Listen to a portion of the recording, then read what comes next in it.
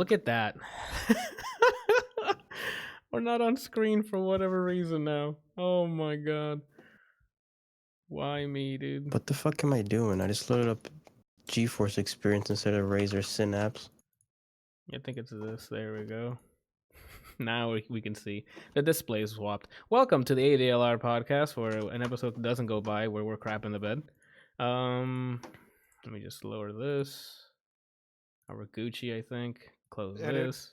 I don't know if you have my stream up, but I literally loaded up I pulled up the podcast section, and like at first I thought it had moved that all of my stuff had moved because it doesn't have the streamer mode enabled thing, because that's what pushes down the the section that I capture. Yeah.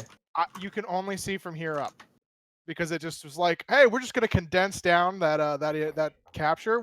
No, I know you didn't change anything, but this is all we're gonna capture now. I hope you're okay with it. You okay with it? Cool.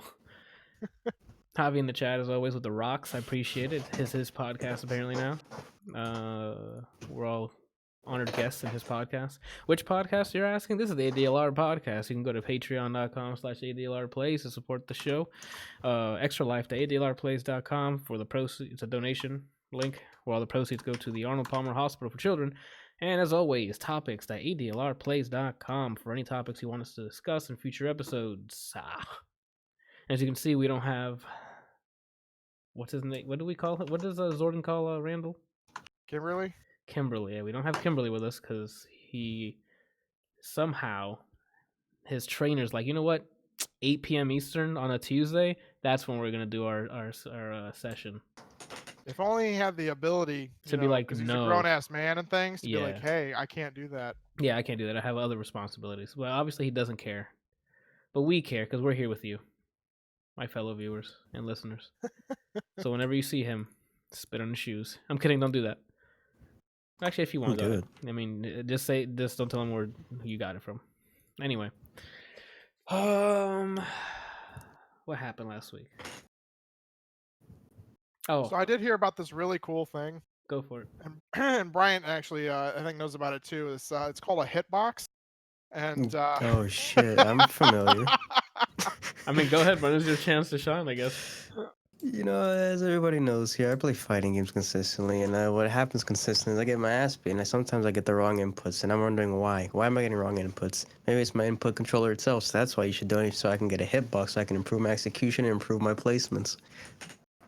If your donation link was small, like shorter, I'd tell you to plug it, but that's way too long. Unless you. It's easy. It's just https://Brian_Delarosa/tip, and then boom, there you go, dude. Boom, it's a wrap. Haha. Okay. Anyone else want to plug their donation links? Okay. No. Well, cool. We're moving on then. I'm a year older now. 29 since last we spoke. Feels the same. Just now I write I'm 29 instead of 28. We watched Spider-Man Far From Home on my birthday, which was great. It came out on digital, so we streamed it. That movie's still fantastic. Even watching it over again. You're fantastic. It's a little sad because we have to watch it again, knowing that it's not going to be a sequel to it. So I mean, it was a little bit heartbreaking at the end. Like, oh my god, we're not gonna be here for the next thing. It's gonna be some other guy playing Spider-Man, some other dude playing somebody else. You know, it's just heartbreaking. So maybe one day we'll get him back in the MCU, or maybe they can just buy out Spider-Man forever. Do it. I mean, I can't. I don't have the resources for that, but maybe someday someone else will. Not with that attitude. I mean, yeah. And then what did we do? And then on Saturday we watched Toy Story 4, which I completely forgot came out this year, so I can add it to my 2019 consume list so I can rank it on what, my top 10 is. Hopefully you guys are doing the same. Kelsey, you doing the same, right? For what? Our 2018 list? Yeah, I still have that. Oh, nice. All right, so it's just a rehash of... Those Trina's on there, so they were so good. They just we're just gonna bump them over to 2019's best. Nothing in 2019 was better than what you had. Pretty much. Gotcha. Okay. Well, if Kimberly was here for us to discuss it, he watched it too, but I guess he's not going to be here, so his section is deleted. The only thing reliable about him, okay, let me try that again. The only thing reliable about him is how much he drops his cell combos. Shoot, talk about it. What else did we do? River City Girls this weekend, and we played the cross-play beta for Modern Warfare. So we got to try out play against console people and PC people. We're all in one pool of players, gunning each other up. And I think that's both of you guys finished Borderlands. Yep. Yeah. Nice. Finished it about 13 minutes ago. Oh wow, you did it before. Okay. Did you like speed run it after Brian? Did Brian tell you he finished, and then you're just like, I'm gonna speed run this thing, or did we just happen to finish it today? No, actually, I got stuck. So I literally broke the game. There's a part where you have to like escort somebody and to a specific spot, and they have to like climb the side of a. They have to climb something, and then to get to that spot eventually. Mm-hmm. And so we climb the thing. We get all the way to the ramp pedestal thing that we're supposed to, and he's like, "Hey, great job, we made it." That's it. And then just stood there. I waited 10 minutes for this fucker to load the next like objective marker or whatever. And I had noticed that the last several missions that I had done, the next objective was just taking longer and longer to load. But I was like, okay, so I, sat there, tried to figure out what was going on, tried to like move him, tried, killing myself, tried teleporting out and coming back in. Nothing did anything. So I exited the game, came back in. He's nowhere to be found. I'm like, you have got to be shitting me. Usually in Borderlands 2, that's happened to me. All you would have to do is load back to the main menu and then load back in. That's what I did. And okay, I thought you said you like task manager just got out of the game. No. I quit back to the main menu, came back in because I figured, it'll it should reset. I've already hit the checkpoint. There's a little check mark on the objective. So when I come back in, it should go, oh hey, so he's here. This is where everybody should be. We'll continue on with everything. Gotcha. Nope. It teleported him all the way back to the beginning of that section of the run. So he has to climb the thing. Oh my god. Which so you have he to won't baby do. him all the way again. No. You can't, because the check mark's already there. So the check mark means that section of the quest is done. He is now loaded it improperly into a section that he doesn't need to. So it took me a while to find him, because I was like, where the hell is he? I teleported back to the beginning of the whole thing and then ran my way through, found him, and he's just kind of standing there like, what's up? How you doing? And I was like, bro, we got shit to do. Like, let's fucking go. Uh-huh. So I climb up thinking maybe he'll like start. He's just waiting for me to move forward. It starts playing the sound bites for that section where you like get to a certain point and something happens, and then they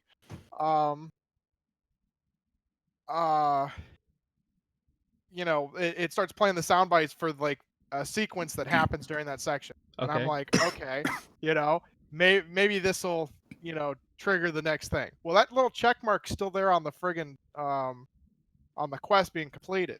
So I get all the way to the end, turn around, he's not there, go back to where he was. He's just standing there like, what's up, dude? Yeah. So I literally couldn't finish the goddamn game. So Bryant was graciously got to that point and then messaged me in the morning and was like, yo, I think I'm where you are. Do you still need help? And I was like, yes, because I don't want to be fucking stuck here forever. So I loaded it up with him and we ran through it and got to a point that we got beyond him. And then you guys parted ways. Yeah, and then I thought I misunderstood what he said. I thought he was waiting on me so that we could beat the game together. But he apparently was going to go beat it and then start playing Amara, and I just needed to beat it on my own. So gotcha. left me behind. Like I left him behind, and then he caught back up, and then left me behind. It's basically it's been like a 3-man race of me, Kelsey, and Evan, who can just pass the other person. You guys should have speedrun the game entirely. I guess the question is, you guys finished the main playthrough after doing a bunch of side quests. What level did you end up ending up on when you finished? I finished at like 42. Wow, that's pretty good. Out of 50? That's definitely an improvement. 47. Oh my god. You could probably get to level 50 before you beat it. There was a point where I just need to finish the story. Like, besides things are cool, it gets like a laugh or two. I just want to get through the story and come back and do whatever I gotta do. Okay, so you still had side missions to go. Did you finish every side mission, Kelsey? I think everyone but one. Got it. Well, okay, not completely true. So they brought back the slaughterhouse stuff. The like wave the arena style. Okay. Yeah. Okay. So, and it's actually really difficult. Like, I mean, you go in and it always scales to your level, so it's not like you can just do it. And then eventually there's like 2 arena things, and then there's like eventually you unlock something that allows you to do like these special events for part of sort of part of the storyline. Okay. Or part of like the characters from the storyline. And I only did one of those. But so it's definitely easy, so it's definitely a chance to finish it at max level. Oh yeah. Easily. Okay. Especially because when you do the arenas, apparently they scale to you, or at least one of them scales to your level. They both do. So you could just grind that to 50 and then beat it. Nice. Okay. But yeah, I mean, you could easily hit 50. Like, I mean, I only tried the arena stuff, the one arena, maybe 3-4 times. The first 2 times I was really low in level and had shit guns and got my ass absolutely handed to me. And then I tried it again at level 40-ish. And I don't remember what happened with the first run. Then the second run, I had beaten 3 of the 5 rounds and was on like the 12th or 13th wave. And then the game fucking freezes and crashes. Oh my god. So I was livid. Pissed. Especially seeing how they have bonus objectives that you have to do for each round. Yeah, and it gives you extra loot, right? Yeah. So like one of them is like melee 10 people. Melee kill 10 people. That's a bonus for you? I thought that comes naturally.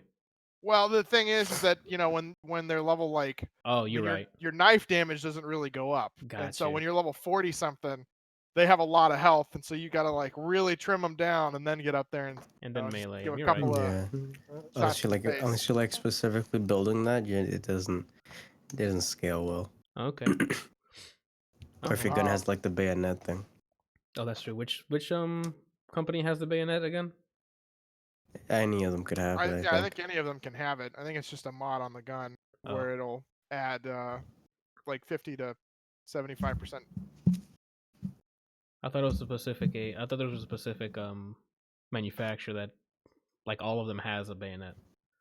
There might be one that has it more often than not, but I don't think there's anybody that's like every time you get one, this one has it. Okay. But I don't honestly. Excellent. They need to buff some of the manufacturers because there's 3 strong ones to me, and then everything else is either it's all right or just sell it immediately. Don't even pick it up sometimes.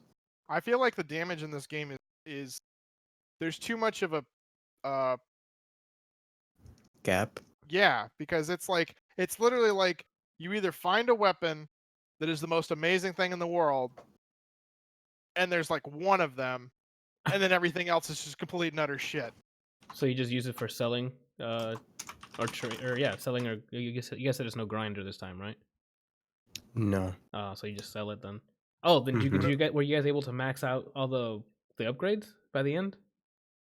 Like the backpack slots, the ammo slots. I didn't. No. I could have if I kept grinding, but I could have if I kept grinding, but I didn't. Okay, so you'd have to want to do it by the end of the game then. Yeah, I mean you can do it if you don't try to upgrade everything. Like I could do backpack as much as I can. Then if I had some, I'd throw it to like the ammo types. But Gotcha. if not, then there's only one upgrade I needed left for the backpack at the end of it. Yeah, and it costs like 2 million cash. Wow. And Yeah, it's like legendary status. you sort of get good cash a lot, sort of don't. Like the weapons eventually start, scaling up in how much they're worth sell. But for the most part, I mean, everything is between 3 and 5,000 at endgame. Yeah. And then you'll find some things that like the rocket launchers, which are 10,000. Some epics that are worth 10,000. But there's really not like a ton that's like, not like in the other games. It's like, oh, 27,000. Oh, 56,000. Oh, it's 106,000. Gotcha. I think once you do new game, once you do True Vault beat Hunter it, mode? you get access to do Mayhem mode, which is like you get XP boost, drop boost, but it's more difficult. Like you just do less damage, they have more health, things like that. Probably you get more money like that, or if you do like Ultimate Vault Hunter mode. So they have two things now? So there's Mayhem mode and Ultimate Vault Hunter mode? Yeah, and there's multiple Mayhems too. There's Mayhem 1, 2, and 3. I don't know how you get the other two. Probably going because I just beat it. Probably just beating it on. I sold all my stuff. I made myself look cute, and then I asked the Discord if I should just 100% flak and then go to Amara or just start Amara, and I started her. Okay, so then my question is there a raid boss at the end? Have anyone tried it yet? If there is. I haven't tried it. Okay. Of what? You know how like on the previous Borderlands, once you finish the game, there's always like Chrome Racks or something, like a huge raid boss that you need to have people with you. Oh yeah, no, I don't think they have any of that in here yet. Okay. I think a lot of it is just focused on the slaughterhouse stuff. Gotcha. Or doing the storyline again in the Mayhem modes. Okay. True Vault Hunter mode. Because the Mayhem modes, from what I understand, is it adds like modifiers to the game. Every map that you go to, there's a chance that you either get royally fucked or only sort of royally fucked. But either way, I was watching Siegel play on Mayhem mode because he was testing out a couple of different builds with his characters, and he went into one, all gun damage 50%. What? Yeah. And then to top it off, all of the enemies had 200% HP. What? So he didn't do shit to them. So he was just letting them know he's there, and they proceeded to lay it down. Wow. I guess that's all my questions for Endgame, right? I guess I'll answer. Once you hit 50, is there a point to doing the? Is there a point to doing the arena stuff, or you might as well just go ahead and do Mayhem or True Vault Hunter? But you guys haven't tried it yet. But True Vault Hunter. I don't know. Say that one more time. Will there be a point of sticking to the regular mode instead of True Vault Hunter after you've hit 50? Like once you've hit max, then I guess the next thing would be to go to True Vault Hunter mode? It's probably so that when you go to older areas, you're not level 1. So like you would start it so that everything is like the lowest level would be X number instead of just level 1. Gotcha. Yeah, I don't know that there'd be a reason to play like the base game again. Like probably just to finish side missions mode for achievements or something, or just for completion's sake. I mean, it's because it like in Ultimate Vault Hunter or the True Vault Hunter mode and the Mayhem mode get better loot. So, and especially if you have like people playing with you, like we did notice that when E-Man, Brian, and I were playing, we got a ton of legendary drops.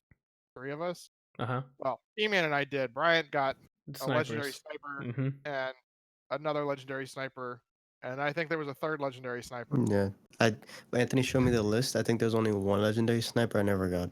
Yeah, I've gotten almost all of them. On Reddit, there's somebody compiled a list of all the legendaries that are in the game, and Brian said, "Yeah, I have like 90% of those snipers already."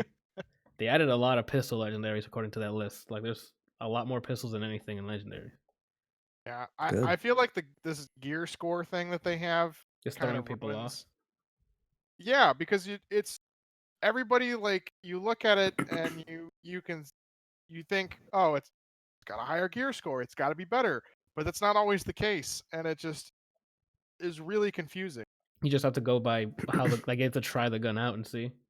Yeah, because like I still have a gun from level like 14 that is still one of the better guns that I have. Jeez. The only reason I switched it out is because I recently got a legendary that shoots 17 rounds per second. It is literally, I'm literally holding a minigun. Okay, like the heavy's got nothing on me. Hey, whoa, Okay, back up. Now you're saying no, he has crazy things. nothing on me. Like it is, it is amazing. And every fourth bullet that I fire is free, and it's an incendiary round. And so you can there's no tracers with it. The only tracers you see are from my incendiary bullets, and it looks like I'm firing that at the 17 rounds per second because I have a whole bunch of weapon fire. That's crazy. So what? I wonder if All it's the just a legendaries bug. that I got, all the legendaries I got are like underwhelming. There was a pistol I got that one of the anointed ones that give you like a passive. Mine made it so when my ult ended, I think is either when I use my ult or it ends, I just do 100% more gun damage. It was to the point where I cleared most of the game. Like I can clear a fight in one clip. It was that bad. And it wasn't even like a lot of bullets in it. It was like a Torg. It was a Torg purple anointed one, and it's just stupid. And I'm already building my team to do more damage as flak, so it was just ridiculous. I got a grenade, and this is I think confirmed a bug. The Merv grenades, they just keep exploding on impact on some characters. Like they don't stop until they die or the grenades whiff. The last boss, I threw one at half health, and most of it was just waiting for me to be able to hit it again. Oh my god. It's fucking dumb. I guess so. There is probably bugs still with like the damage. It might be There's that might a lot be. of bugs still. Well, I mean, it's like in your case where you're saying like the gear score is not working properly. That might be just like a huge bug they're trying to sort out. Well, I don't know that it's not necessarily working properly. Because I don't know that the gear score itself is literally the only thing you should go by. Because I mean, when you get the SMG that I got, it's like a lot of the things that I've looked up has rated it the number one SMG in the game. And there's a way to farm it, and you can get all 4 elements for it, or 5 or whatever. And it's like a really good SMG, but its gear score is only 276, and it does like 29 times 4 for its damage. Well, then I found a pistol that's gear score is like 475, and it does like 44 damage a shot. Like, I found a ton of other pistols that do like 5 or 6 or 700 or 200. That's weird.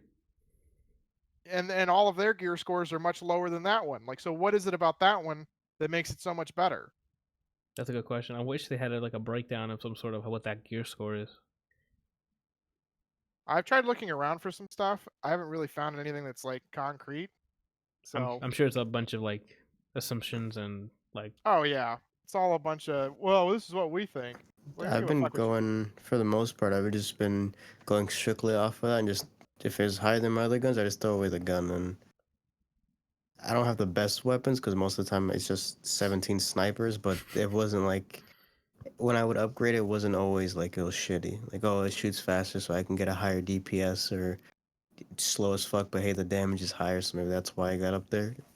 They should probably explain. Out of all the things that they give you a tutorial for in the game, that should be something they give you a tutorial for. Yeah.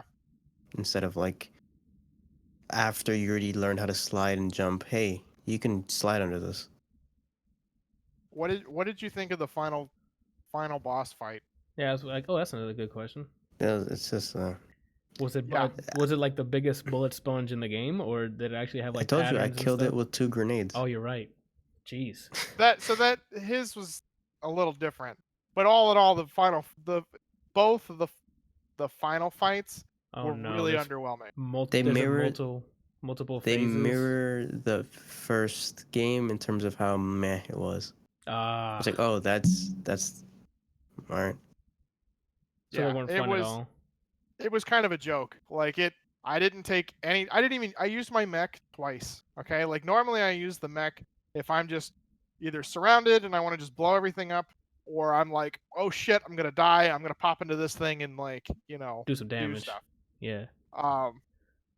I used it twice. The first time, I think I fired off 4 shots before she hit her little, invincibility thing and did her little scene, and you had to go figure out what the hell's going on. Oh, to feel like the checkpoint basically in the fight. Yeah, for the next phase. And then her move set was just absolute garbage. I did a shit ton of damage to her for almost no reason. It wasn't even a challenge. Like it just... I was never because I killed her in 2 grenade throws. I never felt like, oh damn, I might die here. No, I don't know that she ever even busted my shields. Like I have like a 7,000 shield. I don't know that it went below 4,000. Now, do you think it's because you guys did all those side missions you were over level, or did it say that she was the same level as you? The enemies that I was fighting on the way there were my level. Oh. I mean, I think some of them were a little lower than me, but only by a couple of levels. But I've also noticed that the level of the enemy doesn't necessarily mean that they do less damage. Like there's the long shot fanatics where they have sniper rifles, and they still drain my shields like crazy. Like I fought something that was level 30 and I was 42 or 43 and still got almost died because of them. I'm sure they always get like crits or something on you or something like that. I don't know. The damage in this game is kind of wonky. Sounds like throw a water balloon at a wall and that's what you get. Like, oh, okay. That's a new one actually. I never heard that. Yeah, I heard like vomit on the canvas and let it dry. I heard that one. That's really good actually. I like that. So then I guess the question is the story. Did it wrap up nicely? Is there another one coming out? It picks up. So before it was meh. It's just, hey, that happened. All right, is that a legendary over there? Like that was mostly how I felt about the story. Now it picked up a little bit. I was excited about one thing, but overall the most impactful thing story-wise didn't even come from the main story. It came from an echo log that I found. Oh wow, that's unfortunate. And that shit hurt, Anthony. Oh, okay. That's crazy. Damn. And that's from a side mission, or was it just you exploring? You just find it. Oh, okay, for you exploring. Jeez. So then, not even the story got you going. It's there to do it. Gotcha. What about you, Kelsey? You liked it at all, or? So for the first like 3/4 of it, you're just kind of going through the motions, working way through the thing, and then there is like a point where you're like, oh shit, this is actually really cool. Oh, okay. And Brian probably knows what I'm talking about. Yeah, that's what I thought. I was like, oh shit, is that? Is that? Okay. Yeah. And after that, it kind of ramps up, quite a bit, and then you learn a whole bunch about like how everything came to be and why you're here, and you learn a lot, and then some things that throughout the story kind of get confirmed for you. But I mean, all in all, it wasn't like, bro, you got to play this. The story is friggin' amazing. Okay. Yeah, I called something like jokingly, like the first or second time we played, like this character is this, and then near the end of the game, they confirmed. It's predictable turns for the most part. You're not gonna be like, minus the one thing that he's talking about. It's just things that you're like, oh, okay, saw that coming. Gotcha. What was I gonna say? The villains. Oh yeah, they're like streamers. I don't know if it's because Handsome Jack was so well done or because these are so lackluster. Like I don't know which one it is, but it could be both. Yeah, I just don't care about any of them. The brother feels like they were trying to make a diet Handsome Jack for parts of it. Oh really? That's unfortunate. Kind of. There's characters that if they died, I would celebrate. Like I don't really feel like they played a huge. I don't feel like the main villains played a huge part in the game itself. Like if they weren't even there, you wouldn't have noticed. Yeah, if you can put if you can make anybody else the main bad guy, and it would have had the same effect. Gotcha. I guess that is different because had more of an impact than those two did. I don't know. Yeah, that's like when they revealed the gameplay for the game for the first time, like the first boss you fight, that's Mouthpiece. Okay. So I don't know. They're like Okay. Well, yeah. It sounds like they hit the high with Handsome Jack. And they gave him his own game to give him backstory. So I guess there's more depth to Handsome Jack than. There's even like there's still tidbits of information you get from him in this game. Which is always welcome because I enjoyed his arc into. Yeah, 2 by far story wise. The first one was a beta for the second game. I know he's like, yo, the first game had story. I think they were just on one. The second one story wise, and I guess mechanic wise, where they actually like fleshed it out. They found like their stride. Pre-sequel is filler. This game is just like mechanically game loop is there. Yeah, it's like an homage to older games where like, hey, the loot is still there. You still got a bunch of memes being thrown at you in the world. That's always been their shtick is, hey, we can do the parody in our game, in our version of the parody, I guess, or our meme. I don't know. I feel like 2 was kind of their bread and butter. Gotcha. I don't get me wrong. I like this game. I think this game has a lot of great potential, and I feel like that what they're gonna do is that, because it's not like even though Borderlands 2 was an amazing game when it came out, it got even better as they released DLC. Yeah. More content, more stuff. They tweaked things, fixed bugs, whatever. It just got better and better and better. And I'm really kind of hoping that's what happens with this one, because I feel like even though it's a really good game, the story's not like super involved. It's more of an open world exploration RPG than the previous ones. Like I'm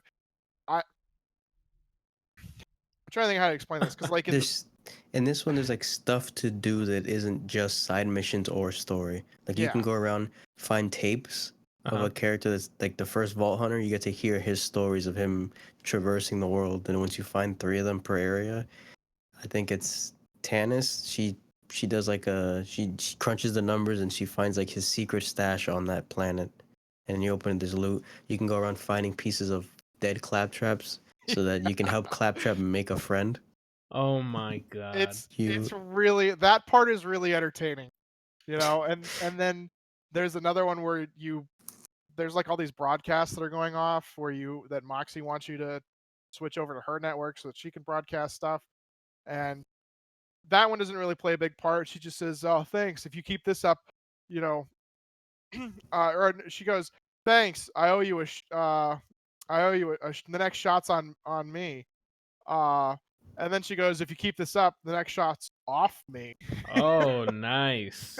Yeah, I think it goes from like propaganda radio stations, so I think she plays music. So I just hear random music sometimes when I go around them. Okay. There's like Hitman, like wanted lists. There's like exotic animal hunting, stuff like that.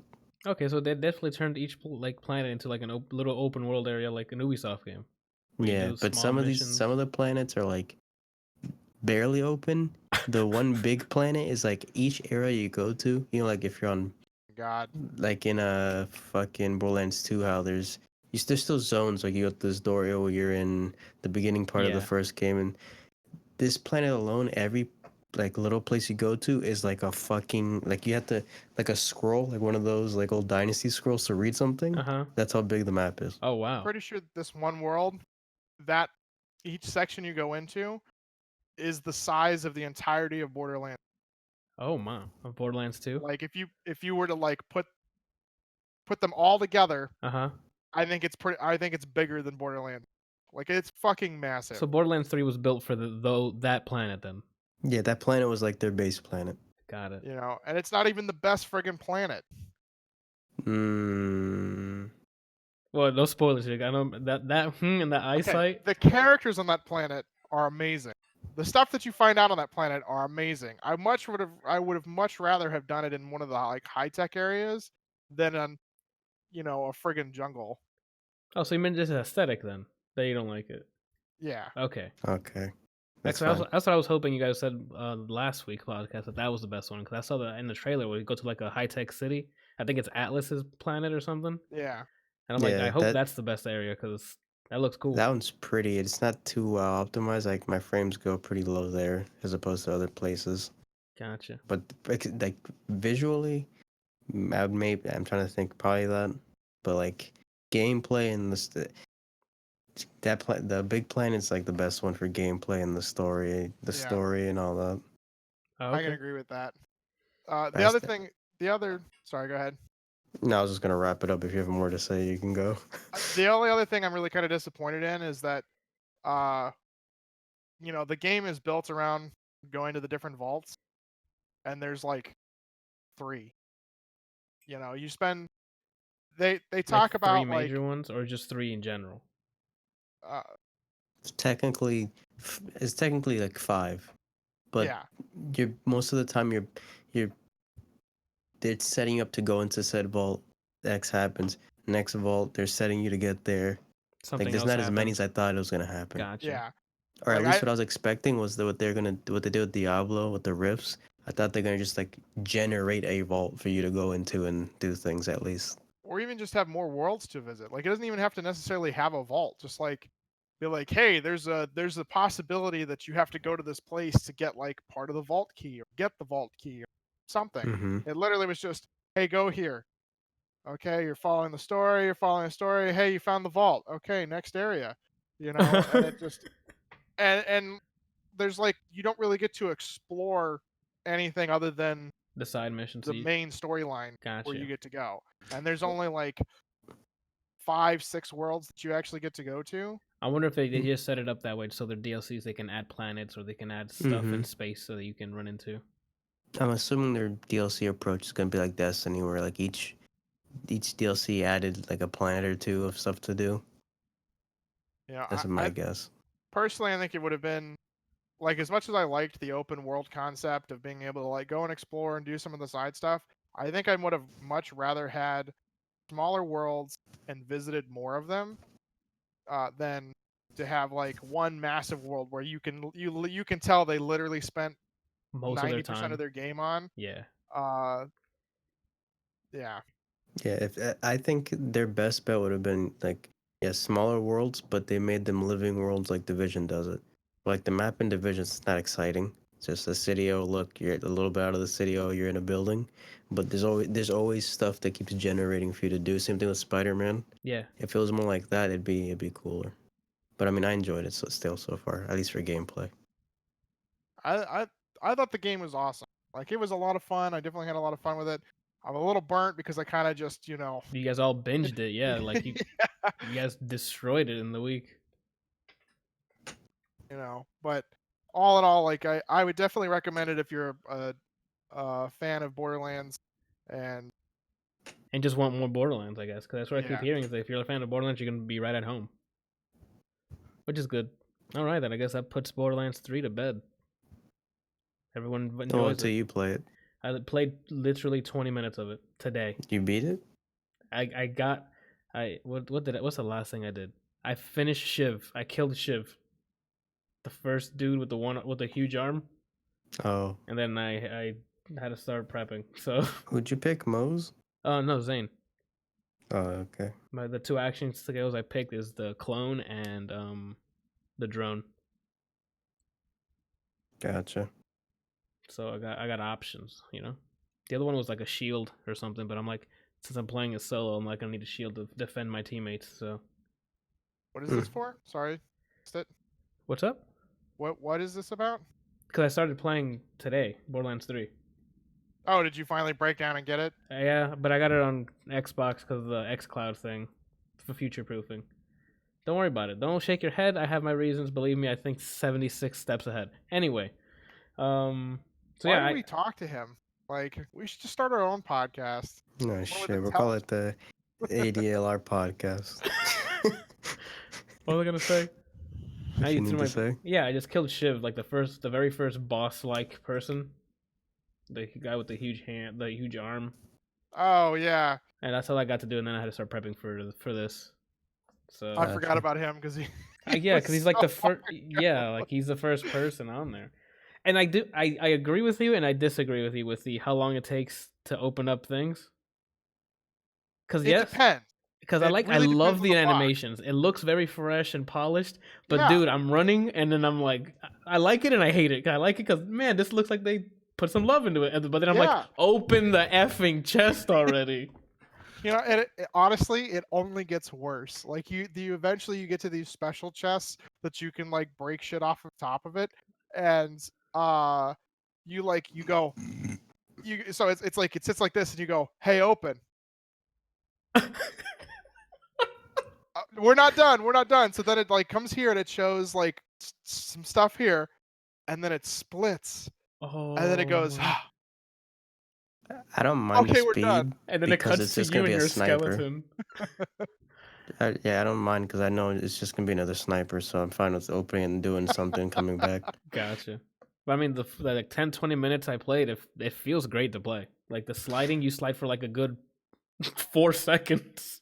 The last thing I'll say is I thought it was like, since the loot's like everyone gets their own, I thought maybe they're incentivizing, like they're pushing you to what gun fits the character. Yeah. Amara, I still fucking get snipers. That's weird. There was a point where we didn't get like any snipers, and then for like a good 35% or more of the game, all three of us got nothing but snipers, and then I finally started getting nothing but pistols and assault rifles. Okay. And Brian only gets sniper rifles. Mm-hmm. Sometimes a rocket.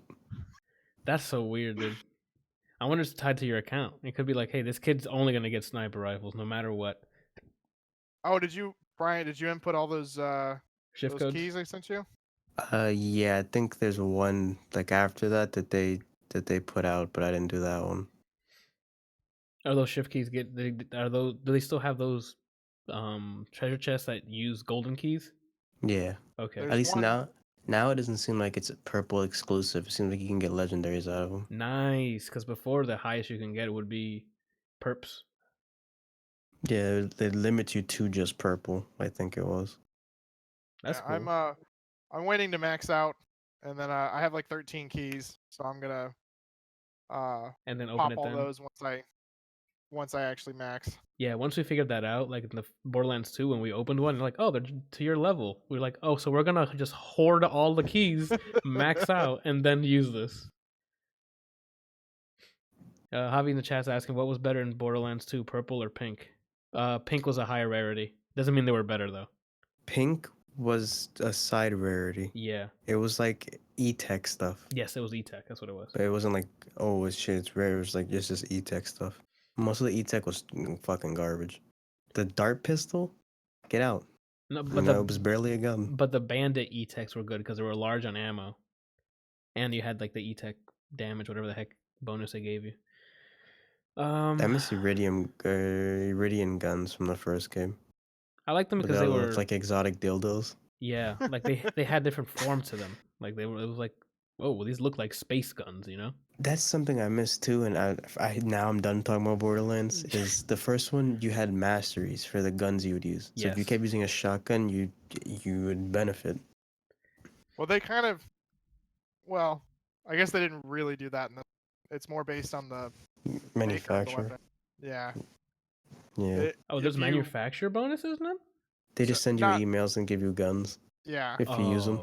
If you kill enough enemies with a specific manufacturer, they're like, "Hey, here you go." Oh, right. I remember you guys telling me that. I thought you were gonna say there's like a mastery for like certain weapons. I'm like, that's cool. I'd have Jacob's maxed by now. Right. Yeah, those revolvers are just satisfying to shoot, man. They're all good. Just raw damage and with good crit.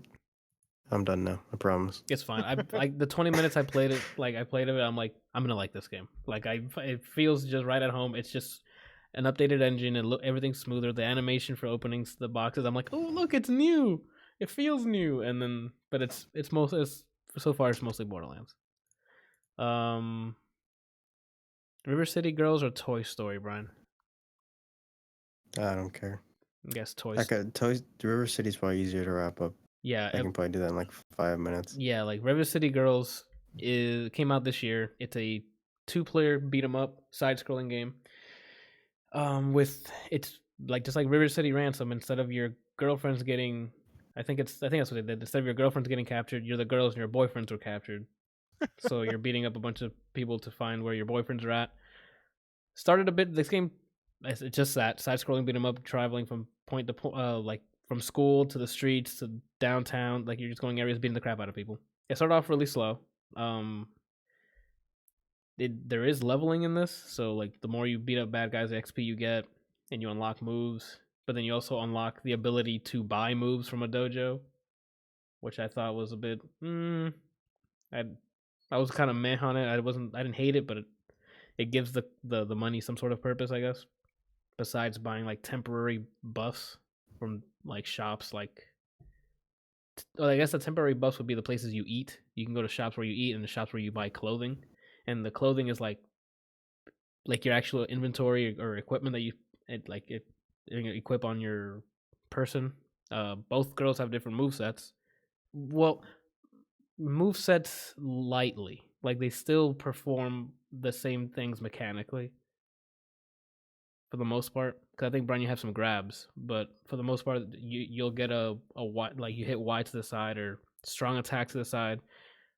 They're both gonna do a knockback. I'm pretty sure your side strong does a knockback, right, Brian? Yes, the fucking haymaker. Yeah. So they're mechanically the same, but they do different moves. So one of them, the girl that I was playing as, seems like heavily inspired by Chun-Li. A lot of her moves were Chun-Li moves, and then yours was a mix between a brawler and Zangief, or I don't know what. It was basically just like a brawler wrestler. The fighting mechanics was pretty simple. It was just light and heavy, and then the directional light and heavy will do different moves. I don't think they had a special button. Oh, there was a special button that you use meter with, but besides that, they don't list out combos. It was pretty freeform in quotes, I guess, depending on how you want to juggle the enemies and whatnot. So yeah, we started off and it was kind of slow. We only knew a couple moves. Once we started building up the move list, I was getting more and more into it, and then we started fighting bosses. Well, I played up until one specific boss named Abo, was it? A Bobo, that's what it was. And we kept dying and dying, so I gave it to Randall to try and play, and I was done. I was done playing. That one boss fight turned me off. I'm like, I'm done playing this. I understand how everything works. We're done here. Like, so this is like This is not like Cuphead. This is different. Cuphead is worse. No. Like the giant knight in Demon Souls. The giant knight. Oh yes. Where I'm like second boss that you fight, where you just like you're like, oh, fuck. Yeah, like when I got to that boss too, I'm like, I think I got it. I get it. I know what the rest of this experience is. It's just pain and misery. Yeah, like I was already so stupid, dude. These fucking boss designs. Hey, randomly, you're not allowed to hit me, and I'm gonna headbutt you to half your health. I hate that shit. That's not how you make the game more difficult. That's just stupid. I don't know. It was great up until then, but like even fighting the lackeys, that's still fun. But like I got to a point where like the bosses, it's how can I explain? It's like my comparison in Control. Playing Control, the more I played and the further I got, I felt like the god, dude. I'm getting more powerful. It's because more satisfying, the combat satisfying. That's what was happening in this. We got more moves. We got to freeform, make combos, and like we were air juggling. I was throwing enemies in the air. Brian would grab them up in the air and like suplex them to the ground. It was dope. And then we get to bosses where none of that applies. Because you can't combo them the same way. You can't stun them the same way. You can't stomp on them. Well, some of them you can stomp on them. It's just there's specific rules. Like oh, we made this fight, and you're gonna play by his rules and not the game's rules. Yep. If that makes sense. Like this entire time we could juggle whoever we want. We can do any cool move. We can do anything that the game allowed us to. But when we get to these bosses, like no, you're not gonna be able to juggle this guy. This girl flies around the entire time until you knock her down with your wall jumps or this freaking needle that just comes up and down, and then you have 6 hits on her, and she's like, "I'm back," and she goes flying again, and it's. So naturally, I'm gonna be. You have to kill enemies to get money, to be able to spend it on the dojo to unlock moves at a certain point. God, yep. And I'm looking through what my character has. Oh, she has like some kind of move. Oh, Guile has that. Oh, she has a knee. That's cool. Oh, command grabs. I gotta buy it, Kelsey. I main 16. I gotta buy him. Well, I mean, he is the best zoner in the. So I'm gonna not acknowledge that. I'm gonna keep going with this. What did he say? It's the best zoner in the game. He's almost as good as Brock. It's Borderlands. So I bought the command grabs first. I was like, oh sure, let me try them. Except grabbing in the game doesn't work correctly. Once the enemies are dizzied, you can walk up and like Final Fight and stuff and grab them. But I have to become that character to grab them. I'll run at them and I go through them. I'm doing circles around it and won't grab them. So then I try to do the grabs. People can punch you out of them. So mid animation, they just go and kick. They run from across the level and just roundhouse me. It's like if I saw somebody doing a finishing thing on my team, just bucking it across the field to backstab them. Yeah. It's basically like, you know, have you seen Doctor Strange? Yeah. You know how when he gets hit, the astral projection comes out of his body? Uh-huh. The frame before he leaves the body, that's how close you have to be to land a grab. Yeah. And sometimes it doesn't detect it. Yeah, like the grabbing. And now also imagine spending all that money on grabs, you can't grab bosses. Oh, but here, yeah, now you can't grab bosses at all. And the thing that like nailed this game in its coffin was when you die, you lose money, a percentage of money. Not, you know how in Borderlands when you use the renew, it takes a chunk of your. Well, it happens in this game too.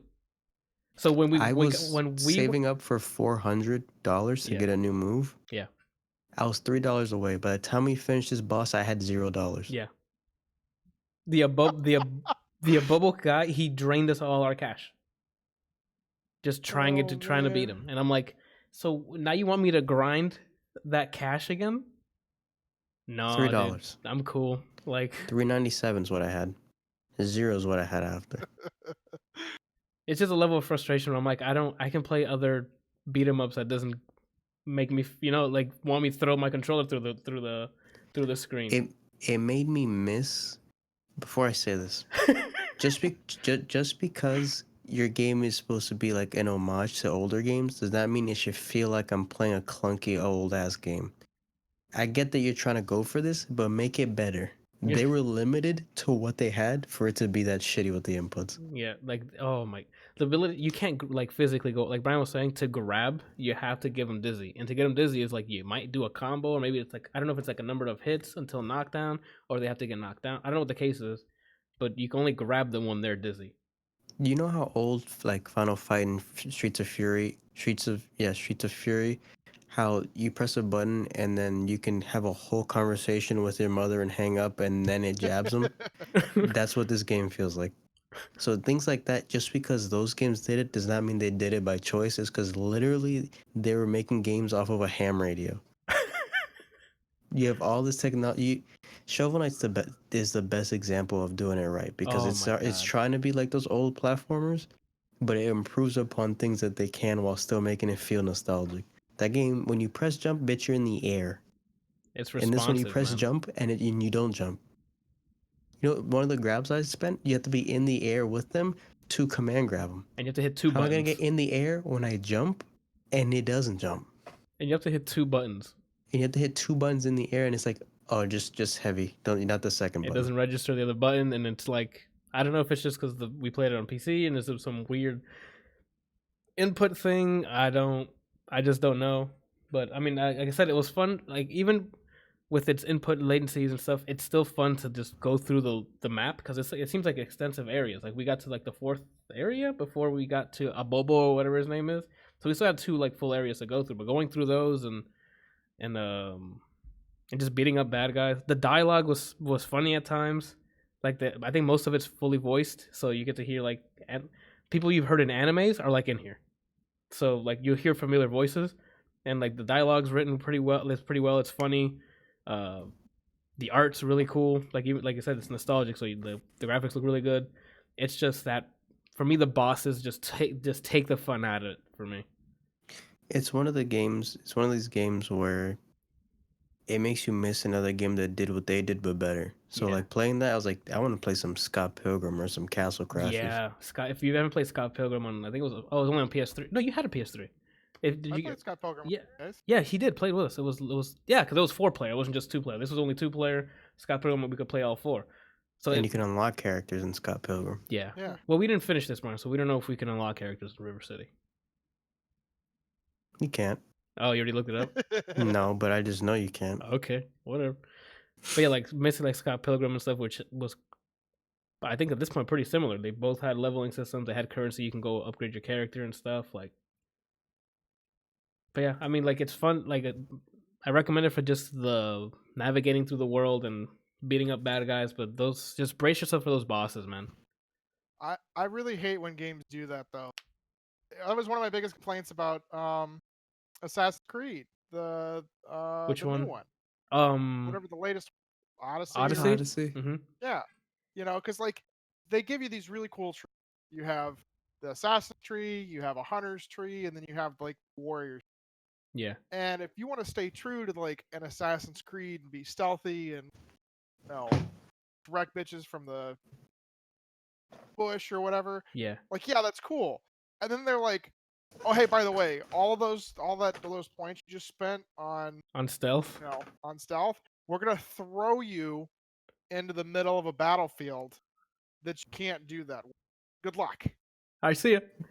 Yeah, there's like some abilities you can use in the combat that use your stealth, like your assassin damage pool.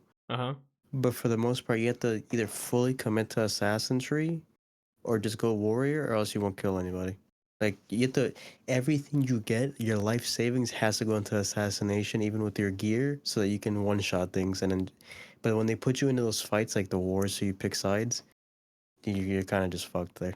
Yeah, if you have a low warrior score, good luck, dude. I mean, it's gonna take you fucking forever to finish. Even with like a hammer, it heals them. Borderlands 2, you're dying. Take some healing. Yeah, I love that. Yeah, you can heal your teammates by shooting at them. I'm really kind of disappointed they didn't have that. Nobody has that tree in this. Like I can make my pet pick me up. Wait, so there's no healer in this, like at all? I can heal your teammates. Flak has an ability where he gives everyone on my team a percentage of my health regen. Oh. And he has like a portal move that you can alter so that the portal stays the entire duration, and if you're near it, it heals you. Okay, so there is. So there's ways to build it, yeah. Okay. Because I remember in 2 or in 1. It's not like Maya where everything you do it heals you or something like that. Yeah, because Maya's definitely had a tree where she'll keep everybody alive. And I think in 1 it was Roland with, hey, let me if I shoot you, you heal. So I mean that's a pretty healer focused build. Try not to cry, Bryant. Mention Roland. He hates Lilith. That's all he needs to. Everyone needs to know. Biggest waste of a fucking character. There's a character in this. Last time talking about Borderlands 3, there's a character in Borderlands 3 that it's almost like Lilith groomed this character to be like her. Oh, just a big piece of shit all around, dude. My god. I don't even know who to compare it to. I guess it's like Hope. It's Hope. Yeah. It's Hope. It's if Hope and Lilith put on the Botara earrings and fuse. Yeah. And then just shot Roland themselves. They bring him back from the dead and just shoot him again? Yeah. That's unfortunate. But speaking of fusion, how'd you like Dragon Ball Super? Nice. That was good. Very nice. All right. Almost as good as my execution on a hitbox. All right. I can't. If you had a shorter domain, I'd plug it for you. But I'm not saying all that. I put it through Bitly. We're not gonna tell them a Bitly link, Ryan. 2LKE. BITL. I don't know how to shorten it. You know how to shorten it? I can make you, if you want, I can make you I have a domain, so I can just make a like hitbox.ADLR plays or something. And they can link right to your thing. Do it.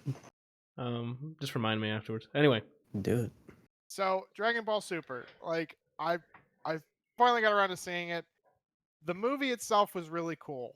Like the animation, it looked like they had taken some stuff from like one of the video games. You got the first person view with Broly. They changed some of the backstory, which I didn't really care for. And the movie itself was great. The whole thing felt like a joke. What do you mean, like the story put like the story beats? The story plot, yeah. Like Frieza's not gonna give a fuck about how tall he is. People are going to think about him. Like none, zero, whatever. Yep. Okay. The Bulma thing I could see. The Frieza thing, no. Nope. Okay. Nope. I haven't I seen don't know. Super, so I don't know if they changed Frieza's personality to be like that. So when I saw this movie, I'm like, I guess Frieza's funny now in the arcs. I don't know what. And I've only seen the Tournament of Power, and he's not caring about his height. He's basic Vegeta. You know how, the way Frieza treats Broly in the movie? Yeah. That's him throughout that arc. Oh, okay. You know, I just feel like I literally feel like the whole thing was a joke. Like, I don't feel like It's canon. yeah, you know, like Frieza's not playing Frieza. It's some shithead in a friggin' costume that's like Frieza. I can agree with you on know, that. It felt weird seeing him be funny. Like I've seen all of, and I could sort of see why there is a change in character, but not like that. Not that drastic. Like, no, like I could understand why he would do some things differently because of what happened in Super, but I don't. There's no reason that he would go from the like cruelest being in the entire universe to this. Like, I need to get this so I'm taller, and then a bunch of. I can definitely agree with you on that. That's something I overlooked when I saw it, because something I just dismissed and didn't really look into, like, because I didn't watch Super, so I'm like, I guess he's funny now, and I just accepted and moved on. But if you're telling me he's still supposed to be like Dragon Ball Z, he's basically anime Loki in Tournament of Power. It did feel like they were trying to go for a more comedic movie in this. Like, there was a lot more jokes in this than I thought there were gonna be. But I know I welcomed it. Like when they were trying to run away, and Vegeta looks up at the star and goes, "Where the heck do they think they're going?" And he just like one shots it from the air, dying laughing. He made me wet. Okay, Brian. So the most baller move in the entire movie, though, was when Bulma hands the God of Destruction her fucking child. Oh yes. And says, "Thanks, see ya." And he's like, "What am I gonna do with it?" You know, I'm pretty sure that even though Beerus is the God of Destruction, he's afraid of Bulma. Like, in all honesty, Chi-Chi and Bulma are the two most powerful beings in the entire goddamn multiverse. Yeah, I was gonna ask, did he ever meet Chi-Chi? I don't know. So. Okay. Maybe in Super. I don't honestly remember because it's been a while since I've seen it. Okay. But that's what I was gonna ask, if he met her in Super, because I know he didn't meet her in this movie. Because you said the scariest woman, and I'm like, I'm pretty sure that's a tie between her and Chi-Chi, because no one wants to speak to Chi-Chi. I think Bulma wins that. I mean, she got mechs, so yeah. She makes Vegeta shut the hell up, so. I mean, she made an ability to Super Saiyan for him, so yeah. It's not canon. Oh, that's true. That's not canon anymore. GT doesn't exist. Yeah, I'm sorry. No, but GT Goku does. Well, I mean, yes and no. Fuck GT Goku, Anthony. I got it. So what do you think of the ending for it? The whole setup for, hey, maybe I'll come back and we'll do something later. Broly, like, that's one of the things that I hated the most, was like how the whole thing ended. Like, Broly is supposed to be this bloodthirsty, cynical, just, I don't give a fuck about anybody. Mm-hmm. Like, he's almost worse than Frieza. You know? And I guess he would technically be worse than Frieza because he, you know, literally doesn't give a fuck about anybody. Yeah. You know? Frieza at least keeps pets around so that they can do his dirty work. Yeah. He's like, no, I will destroy it and not care. Yeah. The only thing he cared about was his friend, the big thing. Yeah, that's also true. So you didn't like the different story they made him, that they wrote for him? I mean, I think the idea is really cool. Like, I'd love to see, Broly, like, Goku starts training Broly and they become friends, and then something else happens, but it's like that's a different Broly. That's a different Broly, yeah. It has to be. Because it has to be. Like, it just can't be anything that we've ever seen, because they've never met him up until this movie. He's not like, it's not like in all the movies where they've met him and killed him and whatever else. It's literally just they don't exist. Yeah. There was Dragon Ball Z, there was Dragon Ball Super, and then now they were redoing all these characters, yeah. Yeah. Which is on the one hand is really cool because then it like opens up the ability to have like things, but on the other hand, it's like, guys, come on, like stay true to something. So You already yeah. fucked it up with GT. Now you're doing this shit. You don't want to fight 7 dragons, dude? In kid form? I mean, in adult form when I get super powerful?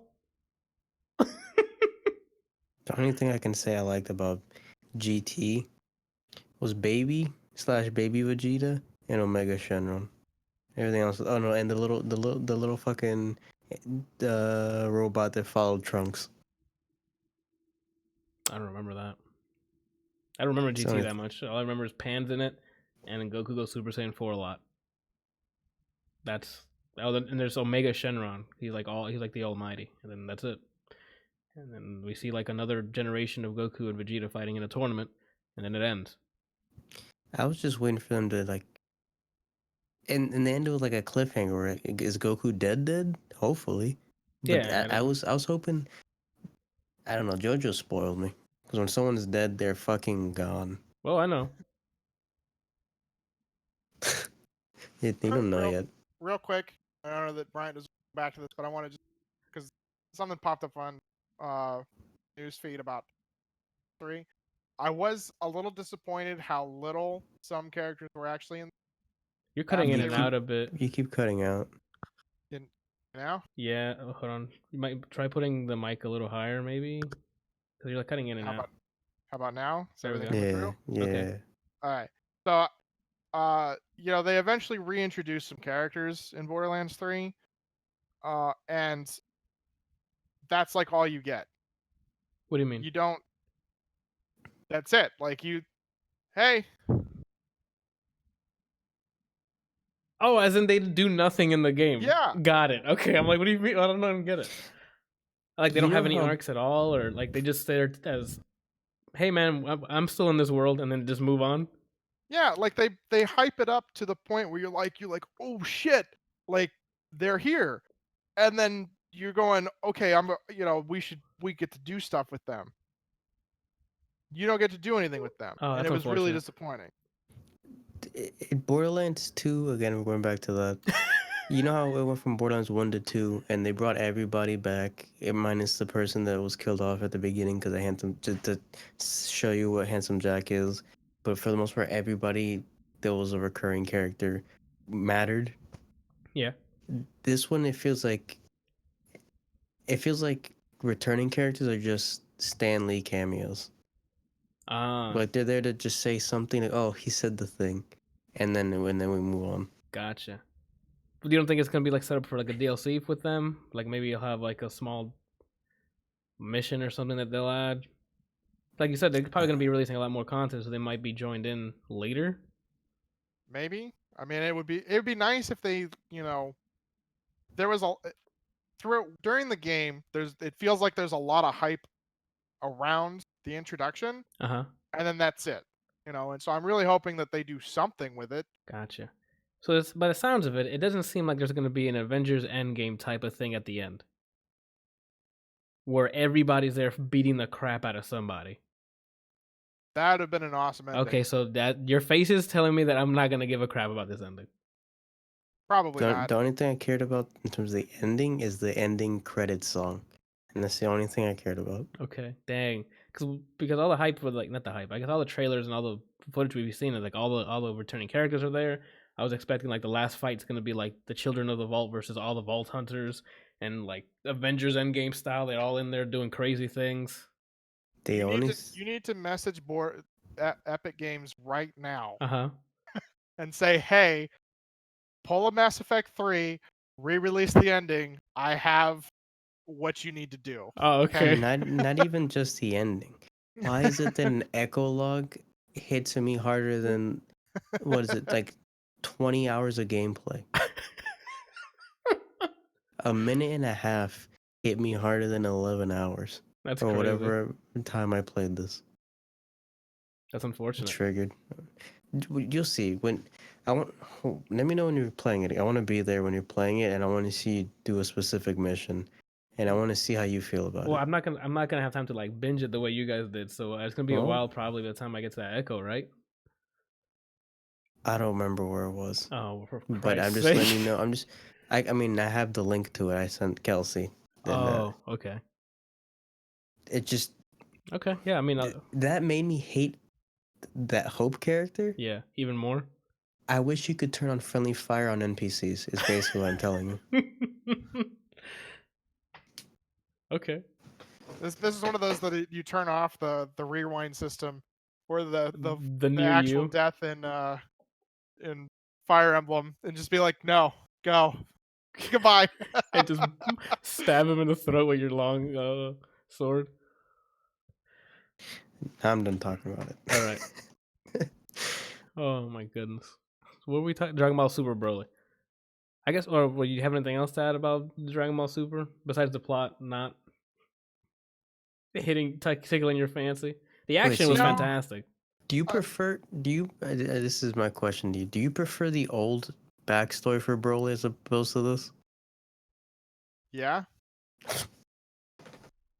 To an extent, like if they had mixed the old backstory with like showing some background on Broly, and then why it is that he just does what he does throughout the movie, then yes, it would make more sense.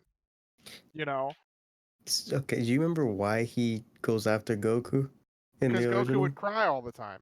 Because Goku, as a kid, made him cry. From crying, like he woke him up and he started crying. And now he just hates Kakarot. Yeah. Because of that one thing. So you think, and you're free to your own opinion, but you think that's better than the backstory they gave him in this? Because a baby cried next to you, you hate him for the rest of your life. It's on sight because of this fucking baby. He was raised in Detroit. At least then he would have some reason to like go after Goku the way he did in the movie. Like there's no reason. He just shows up and then just suddenly starts getting angry, and then that's it. Well, he started getting angry because of the thing that Frieza had around his neck, and he kept shocking him, getting him angry. It wasn't Frieza. Oh, or his dad. Sorry, I thought Frieza got hold of the thing. No, the little chick stole it from his dad. Yeah, and then that's broke what it was. Yeah, and that's why it is that he couldn't do anything. But he literally just, starts going after Vegeta and Goku, for no real reason. Like I understand that he, goes after Vegeta, gets his ass kicked, so he gets angry about that, and then Goku kind of steps in, and so yes, there is like a reason that he is getting so angry. But at the same time, there was no anger going into it. Like there was no reason for him to be. I don't know. I thought there was. Like I'm pretty sure. Remember when Frieza basically shot him in the chest? His dad, and said they did that. Yeah, I think that's what. Yeah, that was after he was already losing control. No, but before, when they landed in the ship, Frieza was talking and antagonizing. I forgot what he said. It's been like 7 months since I've seen it, so he wasn't antagonizing Broly. I don't know. I'd have to watch it again. I thought that's what started. They were talking, and then he started to get angry, and then he told the dad to, hey, calm him down, and he's like, I don't have the thing on me. Someone stole it, and then that's when the fight broke out because he couldn't control it. It's either Frieza antagonizes him into start fighting, or his dad does because he realizes Vegeta looks like King Vegeta.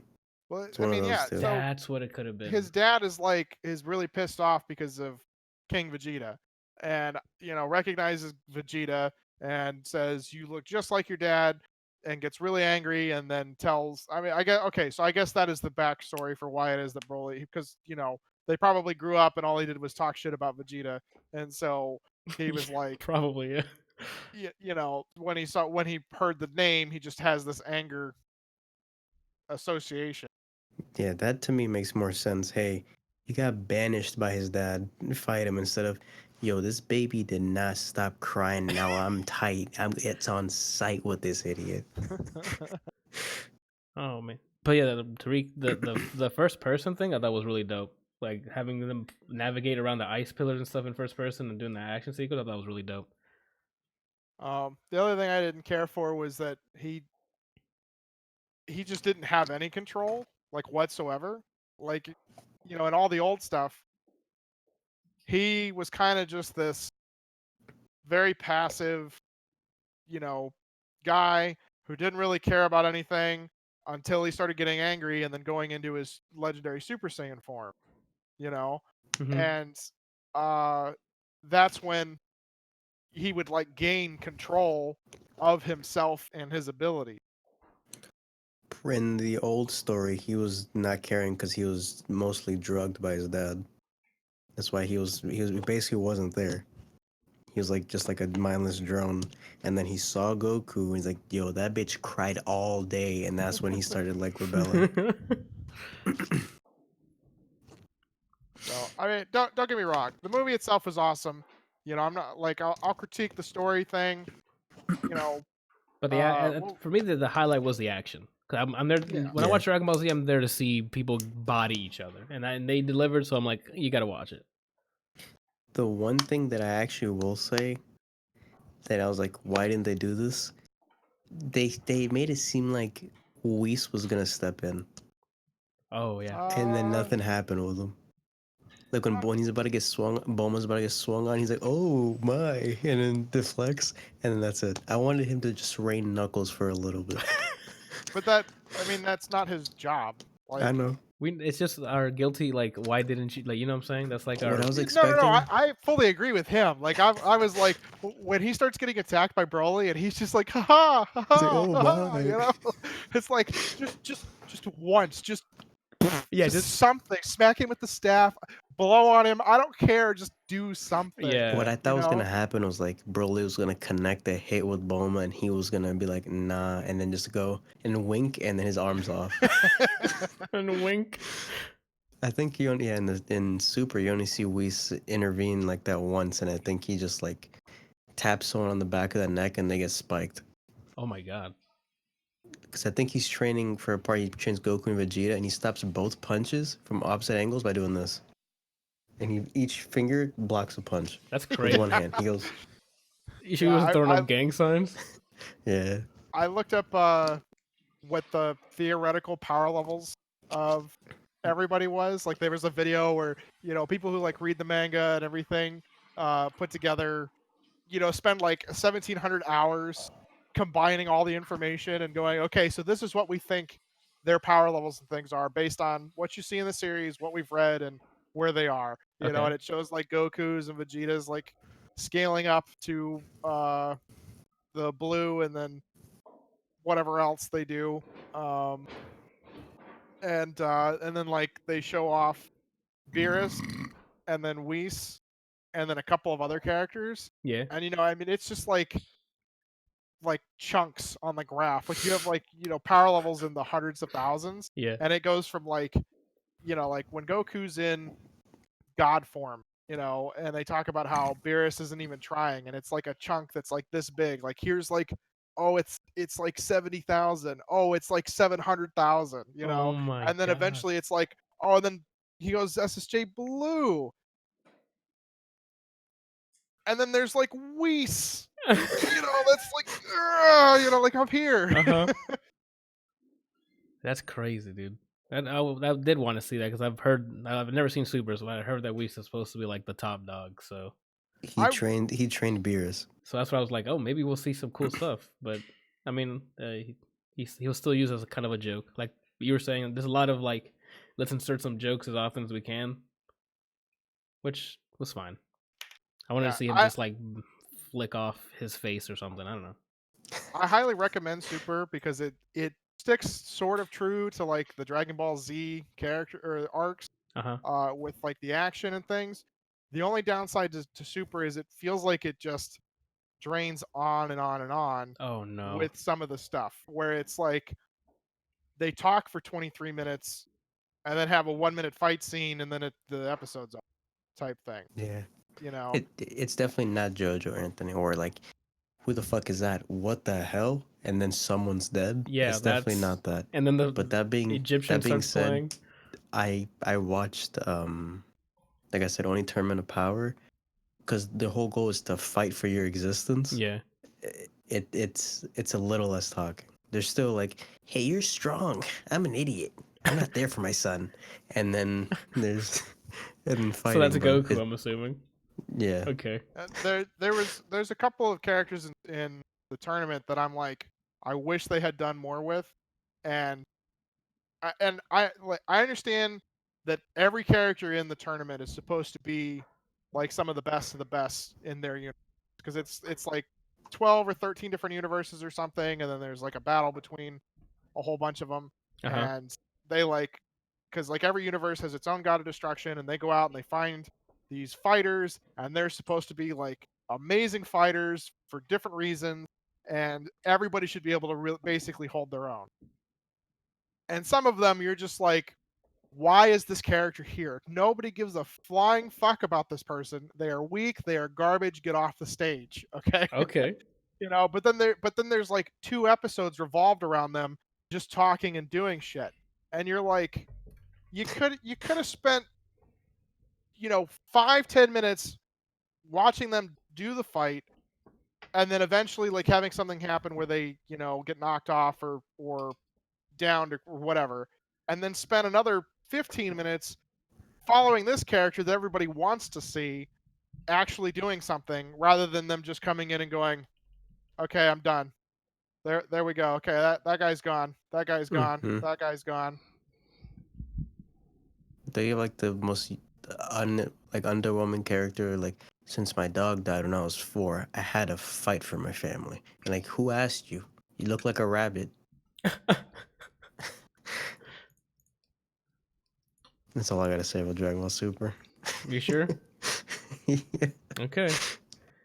But the thing about Borderlands, no, I'm just kidding. I was gonna say that's gonna be in the description. We try not to talk about Borderlands. All right. Well, I need to step away for just a minute. I'll be back in a second. Okay.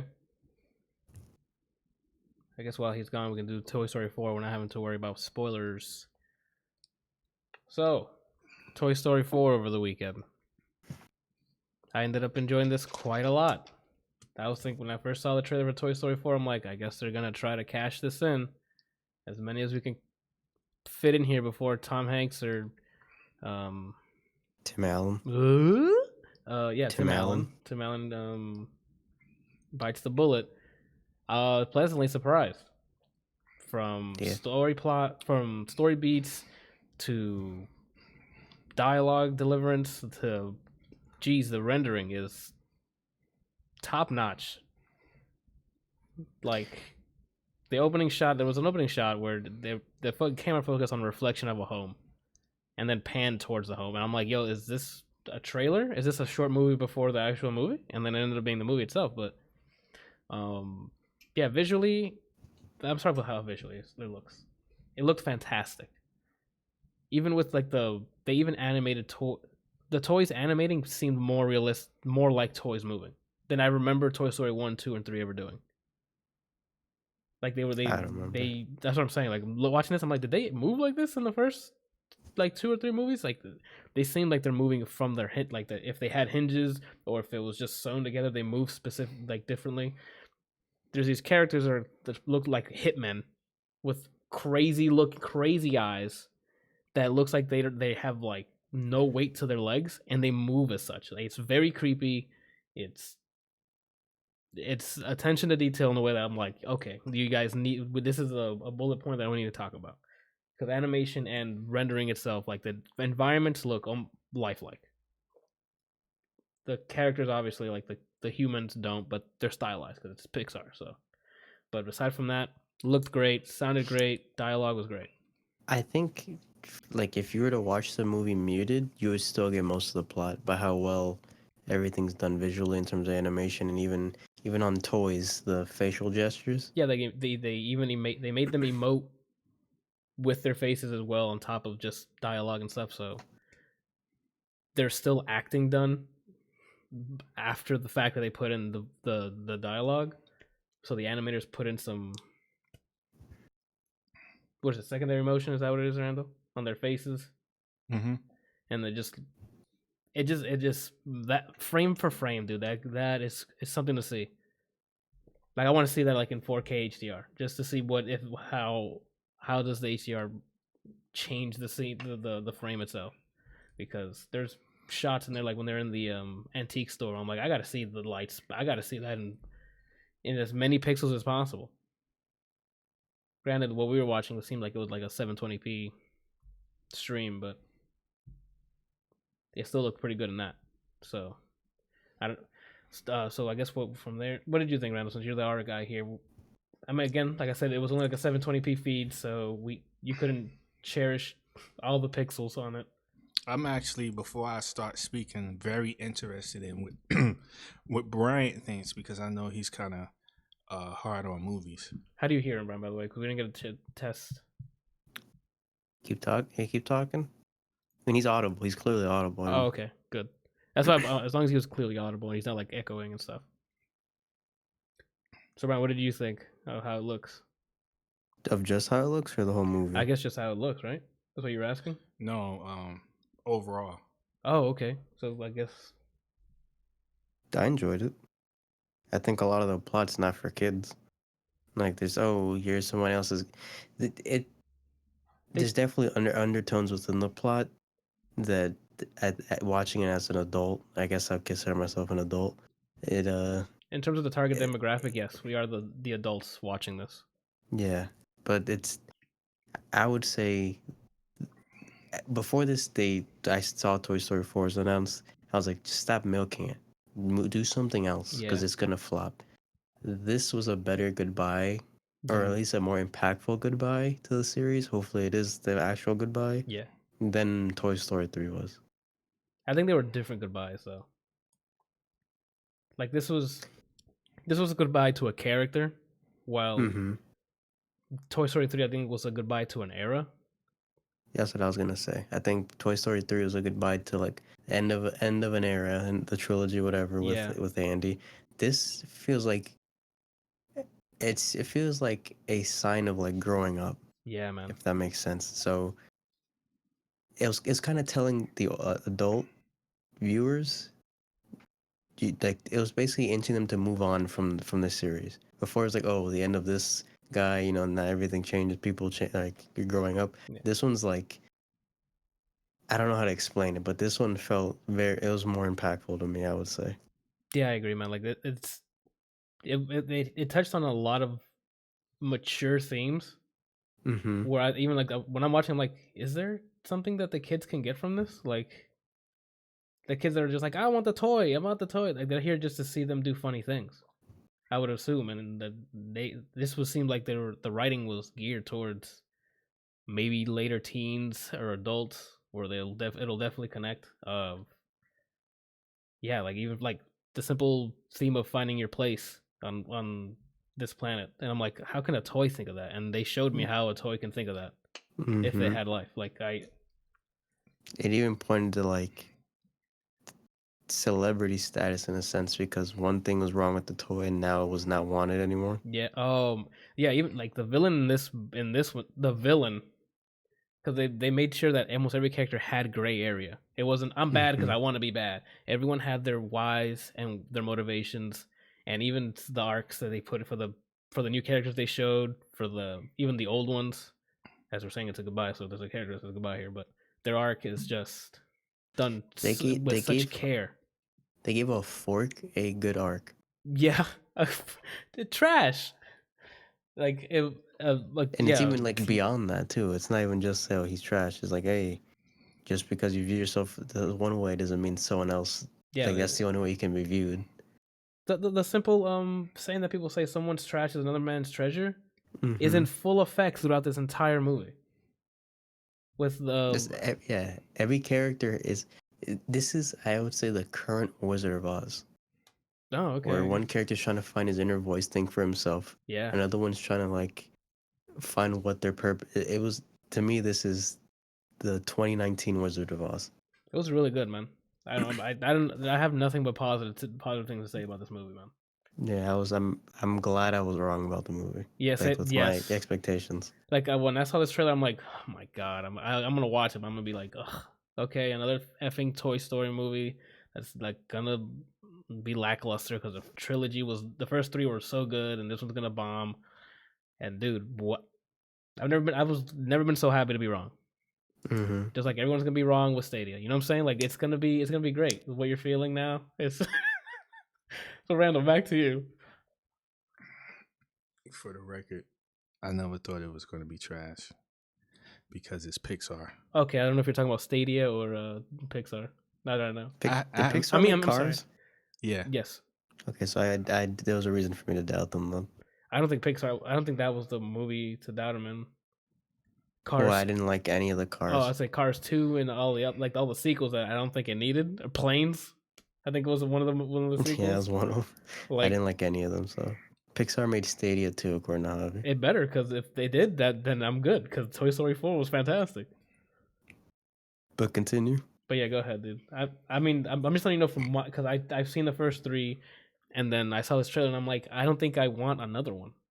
You know, the way I wanted Incredibles 2 wasn't the same way as Toy Story 4. That makes sense. I don't know if that at all makes sense. And just like Incredibles 2, they're writing more and more mature themes in it in a way that's easily digestible for like teenagers and stuff. So they start getting, oh shoot, this is actually like deep, you know. And Toy Story 4 is just right on. It's right there with it.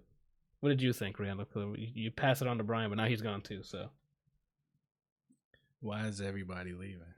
Kelsey said he had to do something. Brian's back already, but all right, your opinions, Randall, go. Yeah, man.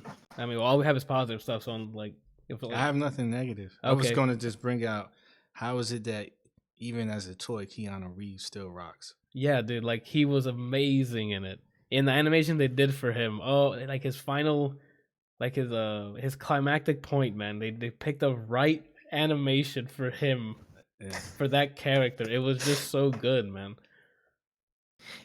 I think that's the most, I guess, life I've seen him have is like, no, it's not like Bill and Ted. Bill and Ted.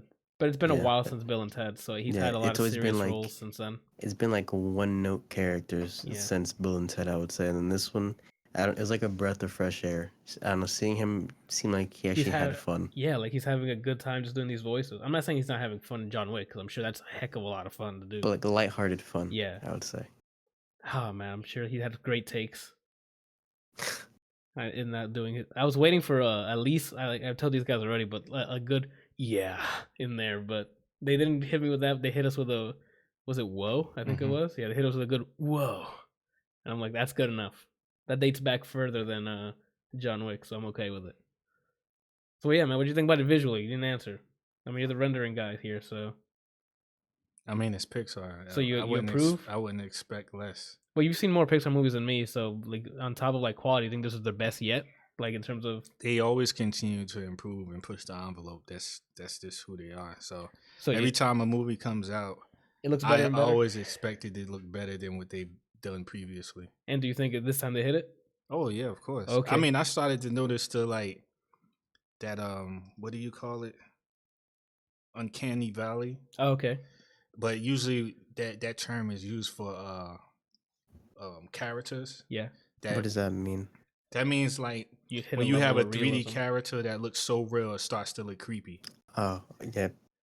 Okay. So I'm talking about, as far as Pixar, I'm talking about in terms of how realistic their environments look. Yeah, dude. Like, it's like if you blink, or if you just like look away, you will almost, if it wasn't obviously stylized as far as like the shape of the car or the building or the windows or anything like that, you would swear that you just like glimpsed at a reality film or whatever.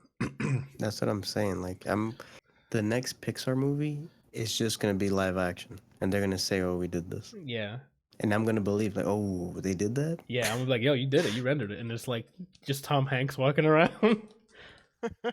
We're just talking about Toy Story 4. We make sure to talk about the spoiler parts before you got back. So.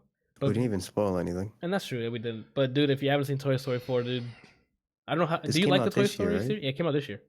Okay, good. Yeah, I like the Toy Story series. Did you get a chance to watch the fourth one? Not yet, no. What about the third one?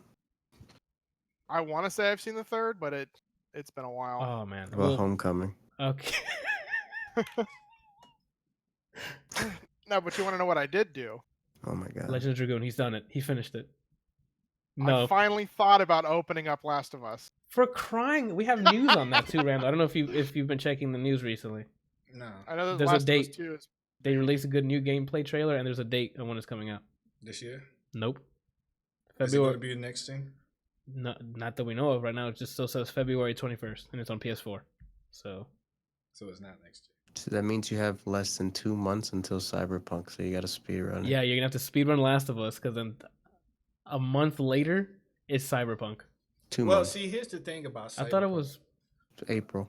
I'm doing math incorrectly again. I'm sorry. Here's the thing about Cyberpunk, and I've already talked to my boss about this. You can take some time. That's off? how cool I am with my boss. Okay, that's good. I told her weird flex, but okay. Why is it weird? Anyway, that's a meme. Don't worry about it, man. I already told her that I'm taking off a week when Cyberpunk drops. That's good, man. That's gonna be his first stream ever. Yeah, I told. I'm not streaming that game. Are you crazy? Why not? That's one of those games that you gotta marinate with it. You do junk that you don't publicly announce. Like you take a really nice bubble bath. You get all cleaned up. No, I understand. You get your favorite food. You get your favorite drink. You make sure the lighting's perfectly. Perfect. And you put you put your phone on airplane mode. Okay, I don't go that far because if someone needs an emergency, I need to. Nobody calls me. I'm fine. And you just sit there and you just allow yourself to be fully submerged into this game. I know, I understand that. I definitely, I long for those, dude. I know what you're talking. I used to have those. The second they announced this game, I was like, stream game, right? But the closer I get to launch, the more I think about me playing the Witcher series, the 2 games that came out. Oh my god! And I'm like, if I would have had streamed this, it wouldn't have been as immersive. I get especially with a game with Witcher where like story is the focus, which they make it obvious by how wonky combat feels. Like the stories while you're there. I guess. Yeah. I'm probably not gonna stream this. It's gonna be a me time game. I understand that. Like that's what I'm gonna be doing is playing on my hitbox on stream. Oh my god, dude! Did you get it? He got more donations towards it.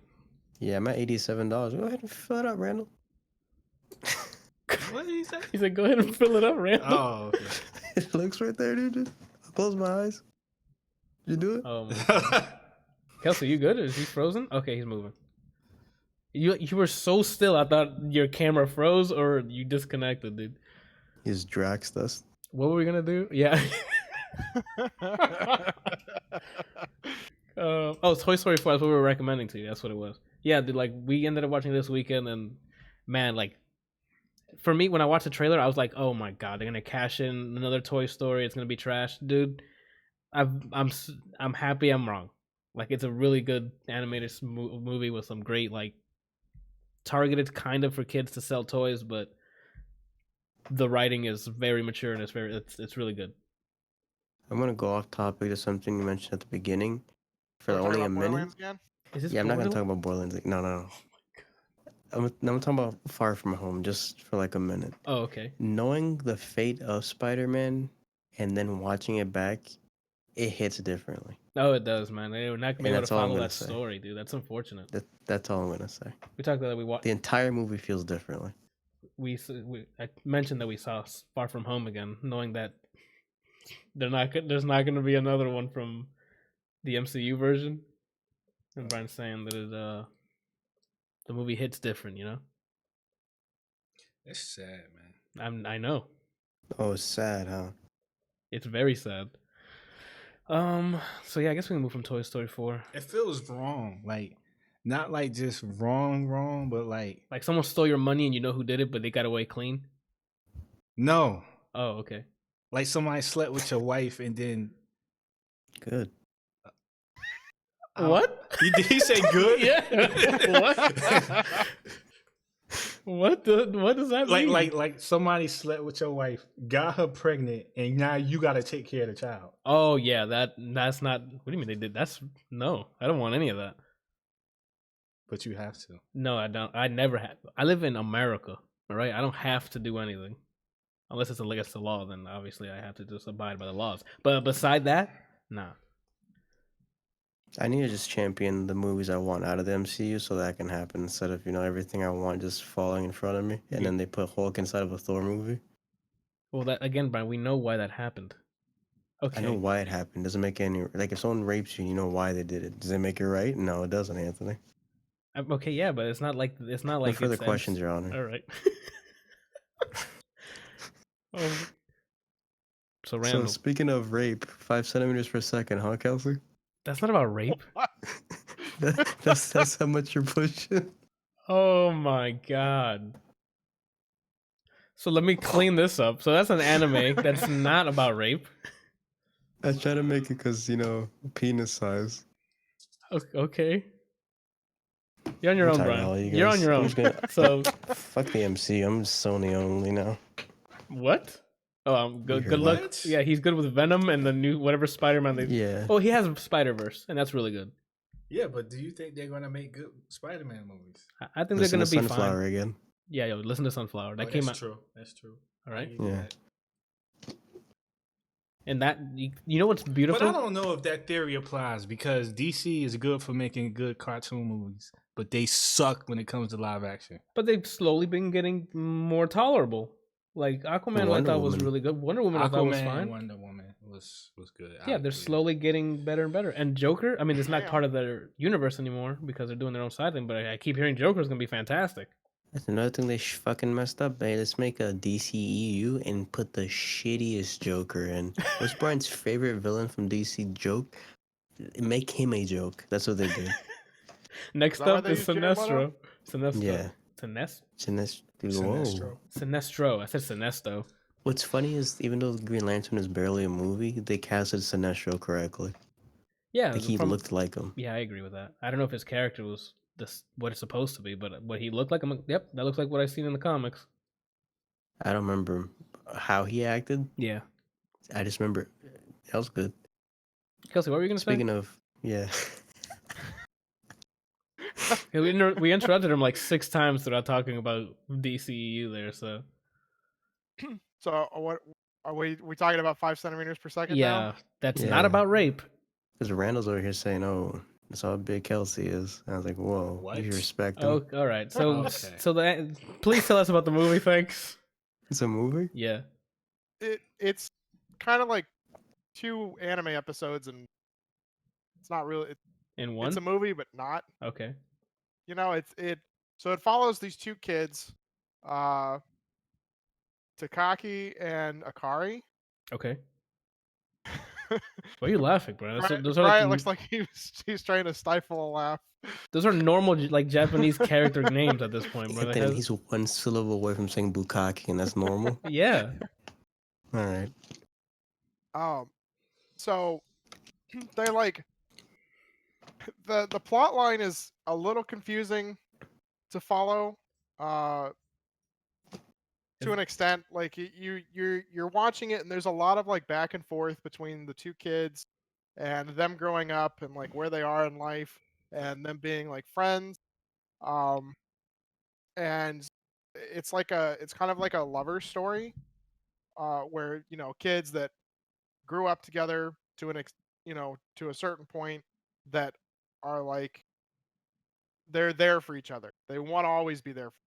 Oh, okay. And then life gets in the way, and there's all these obstacles, and they try and overcome them, and it kind of focuses on that life's journey between the 2 kids or the 2 people as they go from a very young age to being an adult. Okay. The plot itself isn't like amazing. Like it's cool to it's a cool story. It sounds like it's like a character story and not there's a big it's not an adventure story. It's just like a slice of life kind of thing. Yeah, and like I really wish there was a third episode. Because it was really kind of want to know what happens next. Like you want to know a little bit more about how they got to where they are. But the storyline isn't really what it's all about. It's really just about the artistic value or the artisticness of the movie. It is absolutely stunning. Nice. Like it is just gorgeous. They have really great smooth animations for like train rides and passing scenery and movement, talking, and it's just a beautiful, beautiful movie. It's a beautiful animation, which that's not easy to achieve. Yes, I mean it is gorgeous. Like there are some areas where they like they kind of slow down with the animation. Like you can definitely tell a lot of the stills, they put a lot of time and love and effort in. You know, because like every detail is captured. And then there are some that are then there's like some moving parts where they kind of tone back pieces of it to focus on other things. Okay. You know, where it's like, you know, like blurry up here, but then like what you're focusing on is what is gorgeous. Maybe what you think you're supposed to be focusing on is blurry because everything around it is. Gotcha. So it's a The movie, stylistic choice that they did that. It wasn't like, okay. yeah, I mean the movie itself is only like an hour. Oh So I wow, can, that's really short. pull it up. 62 minutes. You know, and I don't think that I don't know if it's actually in English. I don't remember if they released it in English. I watched it in Japanese with subtitles, and it was really awesome. Like it was really like kind of just relaxing, and you get to watch this kind of character arc of the two kids. It focuses more on the boy than it does the girl, but you know, you're really kind of pulled into it because of the relatable characters. They're yeah. They're real written characters. Yeah, it's like it's something that you could, if you like really thought about life and all of the friends that you've had, and you know, moving people that you're still keeping in contact with, like you can feel the connection between the characters and yourself. Nice. You're selling me on this. Like, I'm about to watch this like soon, especially if it's only an hour. I might have to sacrifice some JoJo time, dude.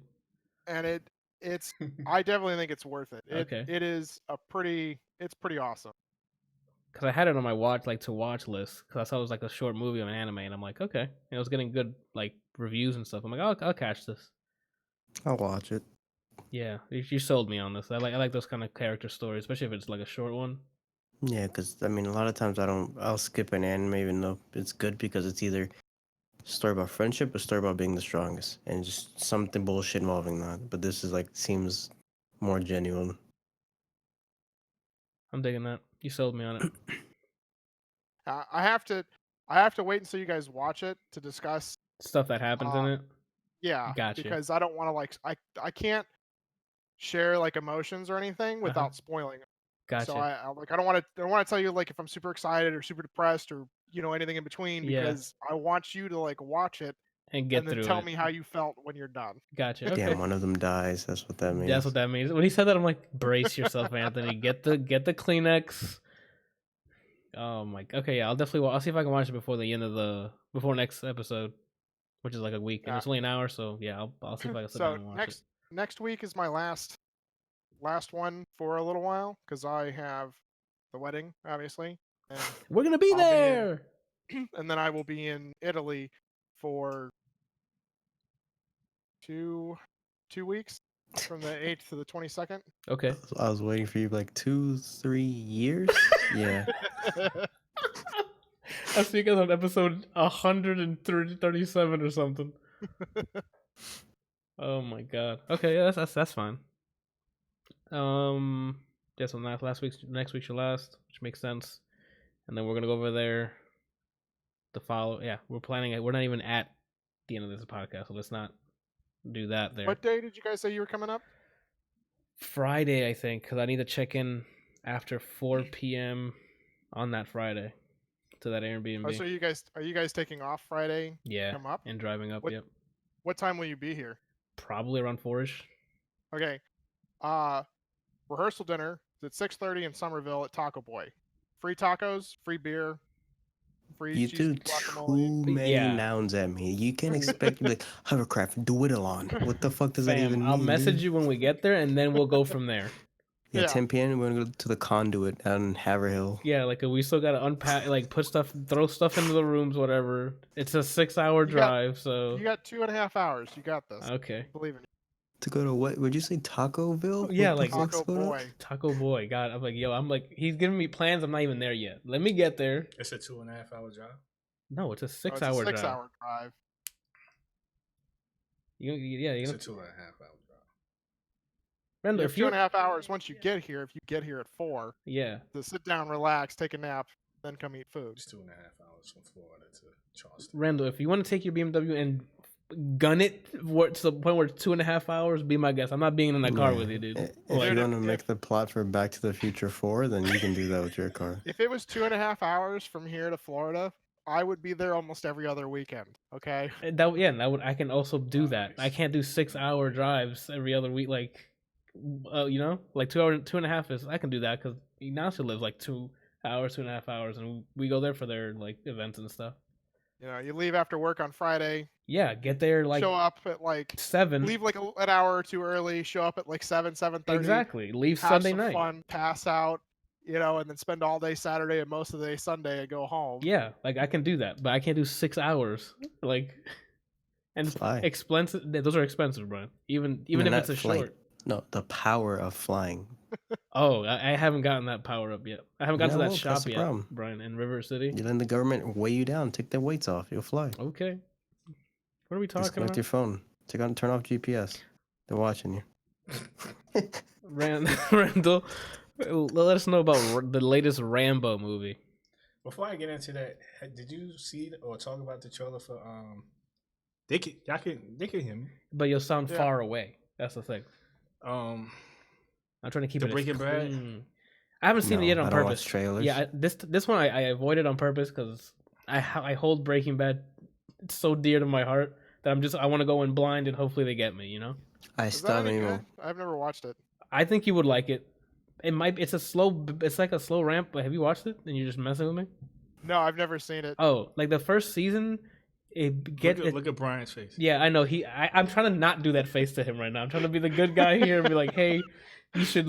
The first season, it takes a bit to build up, but once it builds, dude, like maybe not even at the end, like halfway through the first season, it's just a constant ramp up of how far can this go until the inevitable happens, and it's a crazy ride. Brian, he hasn't. No longer friends. Yeah, Brian. There's people who haven't seen Breaking Bad. Like we just haven't. I don't know anybody except for him. No, I think there's a I lot haven't more. seen Game of Thrones either. So. I'm saying I don't know anybody except for him.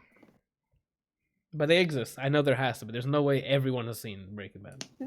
So okay, I didn't even. Collect your thoughts, Brian. I don't even know what I want you to see first. Homecoming or...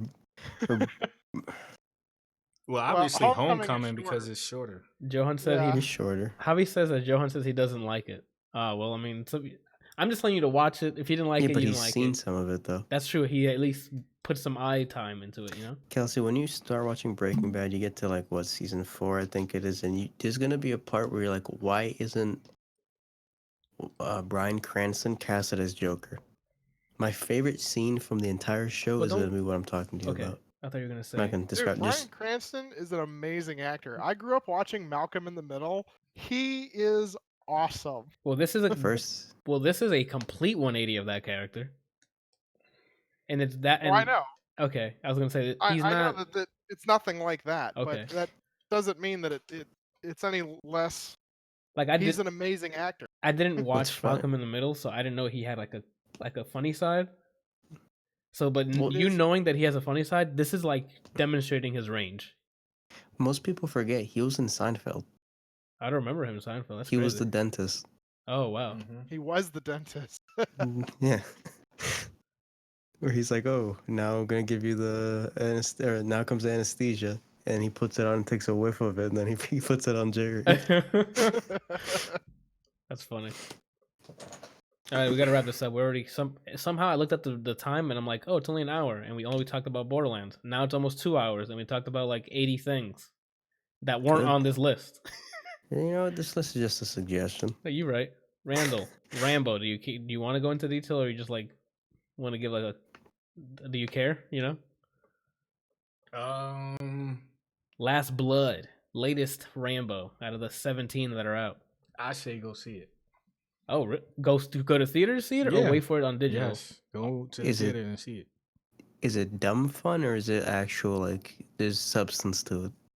It's not like deep substance, but it's a touchy subject.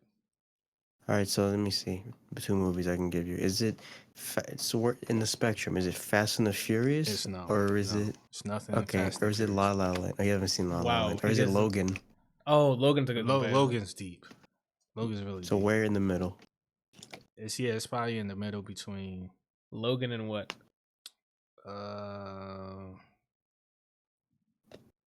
Man, I love Logan, dude. I don't think I gotta watch that again. That movie, I didn't speak until the next day. Yeah. To be honest, I was a little disappointed in it. Oh, you didn't like it? Why didn't you like? He's smiling because It's I don't not know what if I said. It's not what I said. I was a little disappointed. Did you Said I watch didn't it? Like it. Logan? Yeah. Okay, because you're smiling at me like you were just joking and you've never seen it. Javi says, let's watch it right now live on stream. No, that's how I get copyright strike and probably banned. I can't think of the other movie. Or a other movie that... That'll be the other end. Yeah, that would be the other end. Police Academy? Come on, man. Just put in mind that when you watch this movie, you are watching a Rambo movie. So there's just a lot of violence. So in other words, there's always an underlining story, but you're there for the action. Main purpose is to see Rambo do his thing. Yeah. He's a war veteran who's very good at what he does. Okay. And he's gonna find you and he's gonna kill you. No, he's it's not that. No. It's not Taken. Sorry, Brian. It's okay. The touchy subject for Taken, the first Taken. We're not talking about the sequels. The touchy subject for the first Taken. The sequels? Yeah, there's one where they steal his identity and he has to go find them and kill them. That's exactly what I was gonna say. There's isn't it 2 of them? I don't know. I think it went all the way to 3. Okay. It did. I think the second one was they stole the mom. His wife. Oh my! Yeah. The third one is just credit card information.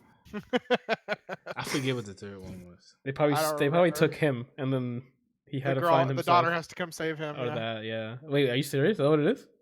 Yeah, I don't have a clue. No, I think he's right. I think the second one is they kidnapped the mom. And then the third one they kidnapped him? Yeah, and then his daughter has to help. And what, she's out there gunning people down? I mean, she doesn't play a large role in getting him back. It's usually, I think it's pretty quick, but it's more so about what he does after that. That's whack. That's like if John Wick 2 was about John dying and the next dog comes to look at him. The fuck is that? That sounds like if John Wick was lost in the woods and the next dog found him. Okay. But yeah, like when you go watch this movie, you don't go watch it because you're looking for a deep storyline or character arcs. You go for there's a problem, depending on the type of person you are. That problem may or may not touch you, but the meat of the story is the action. It's not the over-the-top action. It's not like fake Fast and Furious. No, I'm gonna jump out of a moving car at 80 miles an hour and still catch you with my arms intact. That's one thing that I will give Sylvester Stallone is that even though some of his movies are not like, as far as content is concerned, they're not like super in depth, but his action is always very realistic. Okay. He's in my opinion, he's always done a very good job at whenever there's action, whether it has anything to do with a fist fight or using weapons or guns or anything like that, or if it's like a bunch of guys against somebody else or one guy or whatever, he still somehow is able to pull off and be like, I could see that happening. Okay. Yeah, you know. Because whenever he's in situations, he never walks away clean slate. He's always like barely intact by the end of the battle. You know, and that's Rambo in a nutshell. Yeah. So in this situation, it's no different. You know, there's this one part like, phew. Yeah. But yeah, I mean, I would definitely recommend going see it at the theater. If you don't go see it in the theater, there's no big deal. But I do recommend that you watch it. Oh, okay. I mean, just you're selling me on the action though. My god, you sold me on the action before you told me the action is. Oh my god, like it's the best trap setups I've ever seen in my life. I was explaining, huh? Don't worry about it. What did he say? I didn't even hear. I said they have a bando. Yeah. There's this part that I was explaining to Anthony where it's just like when you see it, your brain is going to process what you saw, but you're going to still be like, what? How did that happen? Yeah. Kicks you with a third leg. Yeah. Speaking about kicking, Randall's been playing Street Fighter. Yeah. I don't know why you put Street Fighter 5 and then E Honda specifically, but because he's the only character that I tried from the new people. Oh, okay. So how you liking him, man? I thought he was done very well. Is he just like a copy paste from his old ones, or did they change mechanically how Some he of his normals are the same from like they pay homage to how he used to be. Like he still has the hard punch overhead chop. His jumping cross up body splash is the same.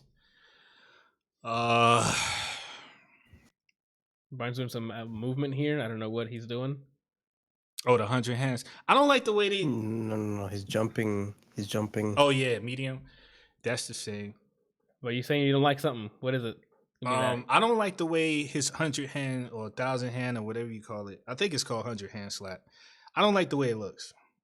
The animation, or is it just like an image that they just? I don't like the way the animation looks. Oh, okay. I know they're probably trying to go for a slightly more realistic look, but it's just, I don't know, man. I think they should have kept it more, because you see how like Chun-Li does hers. Hers still looks the stylized, same. Yeah. It still looks stylized, but it's like they didn't really change it. They just made it kind of look. I can't explain it. They did some black magic where it looks like it's more realistic, but it still looks like it's always looked for the past 30-something years. They didn't try to change it. They just like translated it. Yeah, with hers, but with E Honda's it looks completely different, and it just looks weird. It looks weird to me because I'm not used to seeing it like that. Right. Like it just looks like his it literally looks like his jab and I should say his light and medium punch animations over and over really fast. That's what it looks like. So you think they just reused animation? I don't know frames? if they I would have to look at it again to say yeah they reused it, but that's what it looks like. Oh. Rather than the whole, his like before it used to be like his hands was moving so fast that you would see like a blank space between his body and his hands would be like right here. Yeah. Like they should have did that, but they didn't do that. So whatever. But other than that, he was fun to play. Like I did his trials. Yeah, I always liked E Honda. I never like mained him or anything like that, but I always like.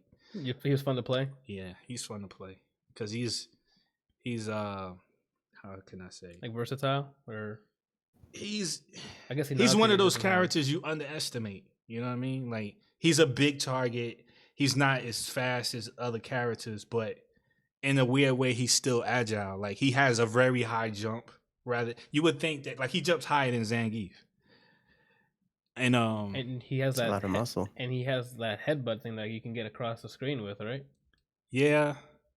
That's true, but I don't think it's as powerful as it used to be. Oh, okay. I don't think so. I was watching some dudes play with him against who was it that they were playing? Oh, is it Zeku? The Strider? Yeah, the Strider dude. Yeah. And like it was kind of hard for him to get in because with Zeku you can kind of keep people at a distance with that kick. Mm-hmm. But once he gets in there, man, it's like he has that command grab. So it's almost like having Zangief, but at the same time, his poke game is really good.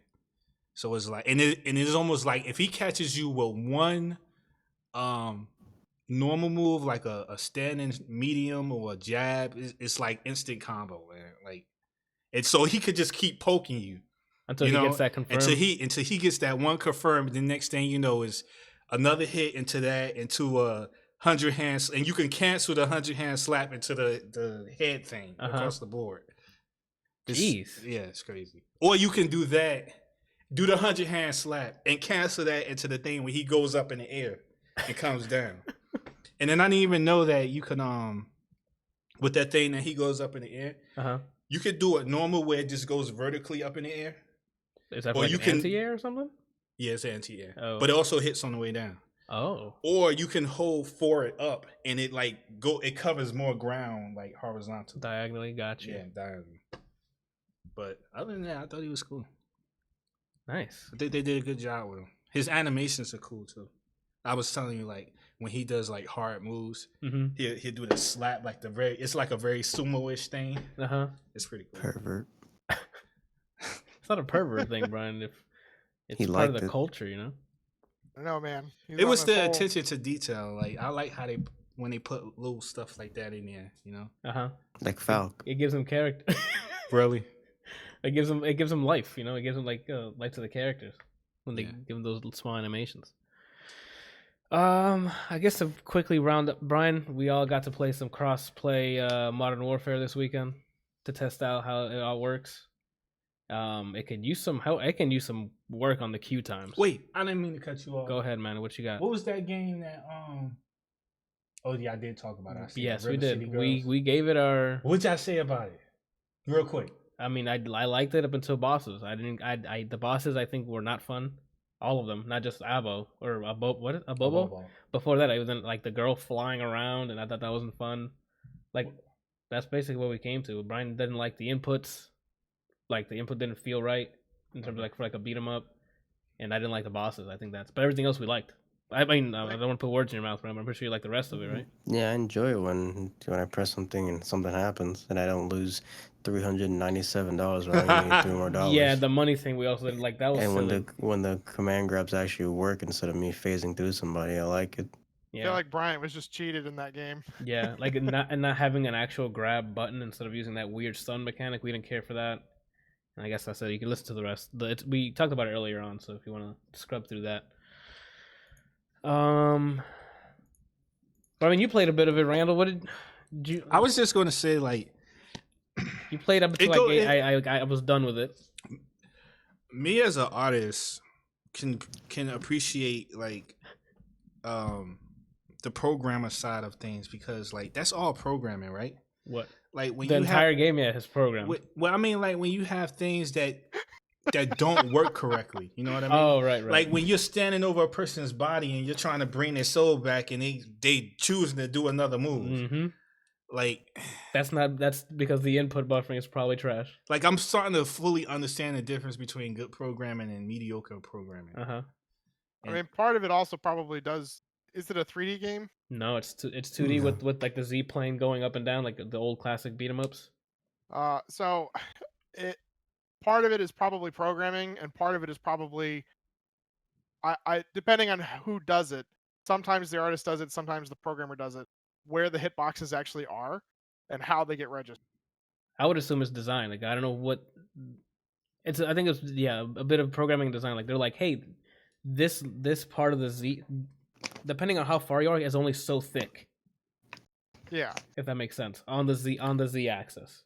So they were like, when you're in this lane, it's only that thick, and we as players, you can't see that how thick that is until you hit Y on them. But you're like, I think I'm on him, and then you hit Y and it does what it does, and you're like, okay, we're colliding. I just want to know how a boss as big as Zangief, how I'm whiffing on him. We don't want to talk about River City Girls though. And we're not talking about Borderlands anymore. Yeah, we're not talking about that anymore.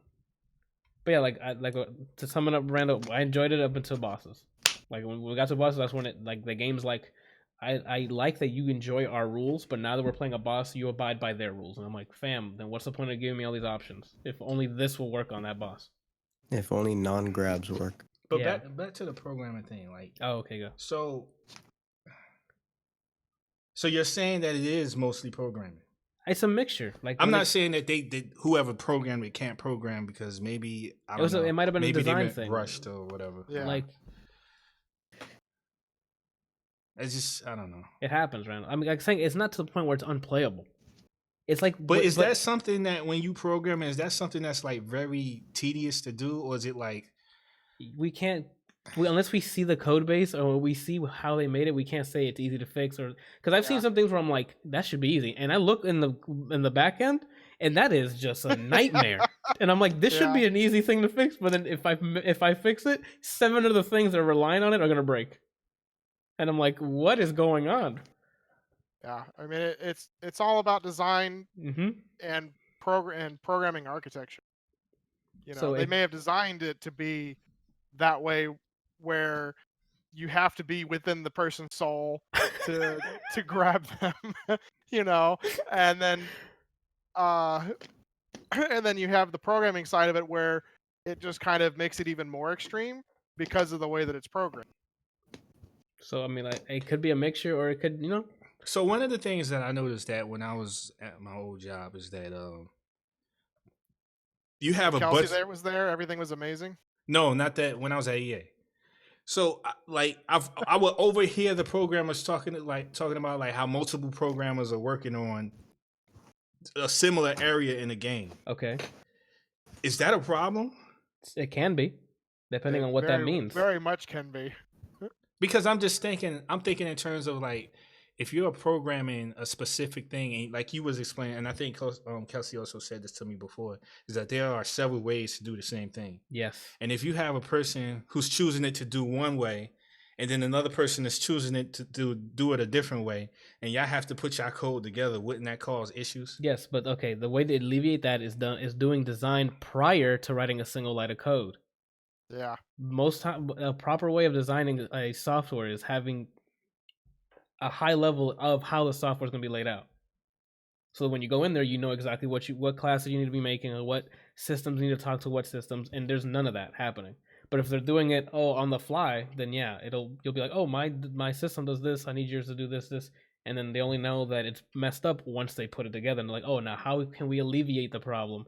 And now they're just patching things on top of it, putting band-aids on. And the patch is where it makes ugly code, right? Yeah, because at that point the worst that can possibly happen is you'll hard code it to fix, or they'll put some patches in there that'll only work not temporarily, but it's only there just to patch up the two systems. Like a band-aid fix, and then more and more band-aid fixes get added. I mean, Kelsey, you can jump in on this. We've seen this. So we run into this shit every day at work. Like it just, you get rushed. You do something. Like we ran into this problem just recently. A buddy of mine or one of the guys I work with and I were working on two parts of the whole.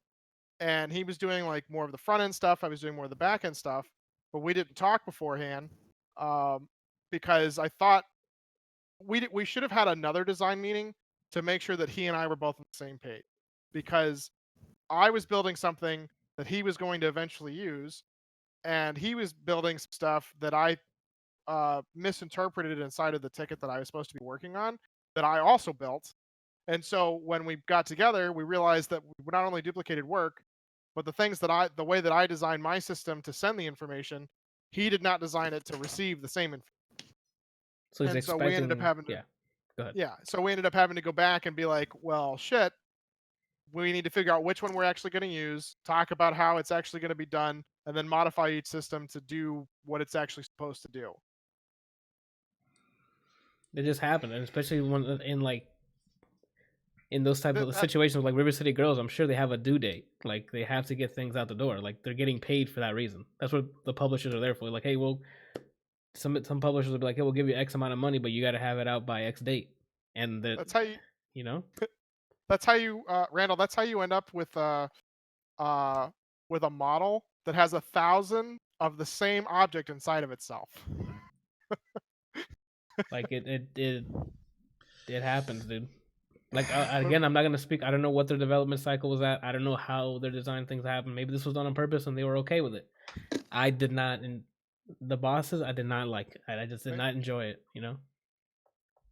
So I mean, you were there to the point where I'm like, "Here, Randall, do you want to play?" Because I was done playing. I was gonna just shut it off, and that was it. But you hadn't played it, and you were interested in playing. So I'm like, "Here, I'll give you the hardest boss possible." Which I apologize, but I was done with the game. Leave it cracked, please. I think that I don't know. I don't care how difficult a game is. This is just speaking for me. Yeah, personally. That's fine. I have no problem how difficult a game is. Like, it could be extremely difficult as long as I have full control over what I'm doing. Yeah, as long as it feels like you messed up and not the game messing up. Yeah. You know? Yeah.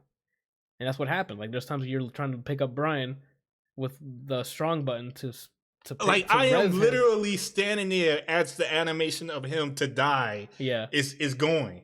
Before his soul even comes out of his body, I'm just standing there waiting. Okay, go ahead and die so I can stomp on you and you can come back. And soon as his body hits the ground, I hit the button and it's doing this. Like, come on, man. That's You, I'm. There's times where the right move comes out. You have to press Y, like you have to stomp the soul back into the other person to revive them. You see me stomp on their body. No, I whiffed. It whiffed. Yeah, like it doesn't detect that he. Okay. From a software developer, when that animation happens that you're stomping, that means it confirmed you are gonna hit that person because you're like, oh, I'm on top of the person. I'm gonna hit Y. This is the animation that plays. Here's our hitboxes for it. Or not even hitboxes. You already collided. Hitboxes. You already collided. That type of animation means that you're already doing you're there. something. It should be that working. Move only comes out if you're standing above someone that's on the ground. Yes. That's knocked down. So it did the animation that he stomped on it, and the thing's like, nope, I'm gonna keep floating up. You didn't hit me. Sorry. Oh, dead. There goes your money. You wanted to upgrade? No, it's gone. On top of that, whenever you can knock that boss down, which is whenever the fuck they want you to, yep. And I go up to stomp on him to maximize my damage, it'll whiff, and then he does a move you can't block. And then they have unblockables. And it tracks, by the way. So if I go to West Mississippi, he's already there. And it's not like $3 away, Kelsey. $3. Yeah, like it sucked the fun right out. I was completely done with it. We tried 3 or 4 times, and then I'm like, here you go, Randall, if you want to keep playing, because I'm done. If I ran into, oh, okay, so this is how the game's played. I get to punch, I get to kick, I get to throw people, and then I get to the boss, and they're like, you don't get to do any of those things anymore. I'd have been done with that right there. Like, what is the point in having literally 2 separate games where one you get to practice that you don't even get to use on the actual, like, the reason that you're there? Like, we got to the point where I got to do, there's like an auto combo where you just hit like light and you do a combo.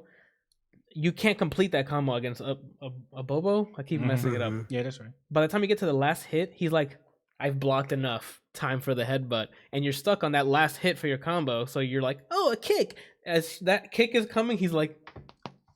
I would understand, too, if it was like a counter or a reversal or something like that. It's just like you said, it's just like, I'm in block animation, headbutt. And it's to the point where, like, in this game, I think if you're not looking in the right spot, like, if you're blocking this way, they can attack you from behind.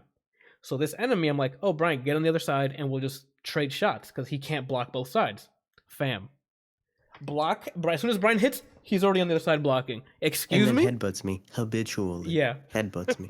It was to the point where I'm playing neutral like I'm at EVO Grand Finals. I'm not even doing combos. I'm walking up and I'm punching the fuck out of him, stomping him, running, and then I earn the next hit.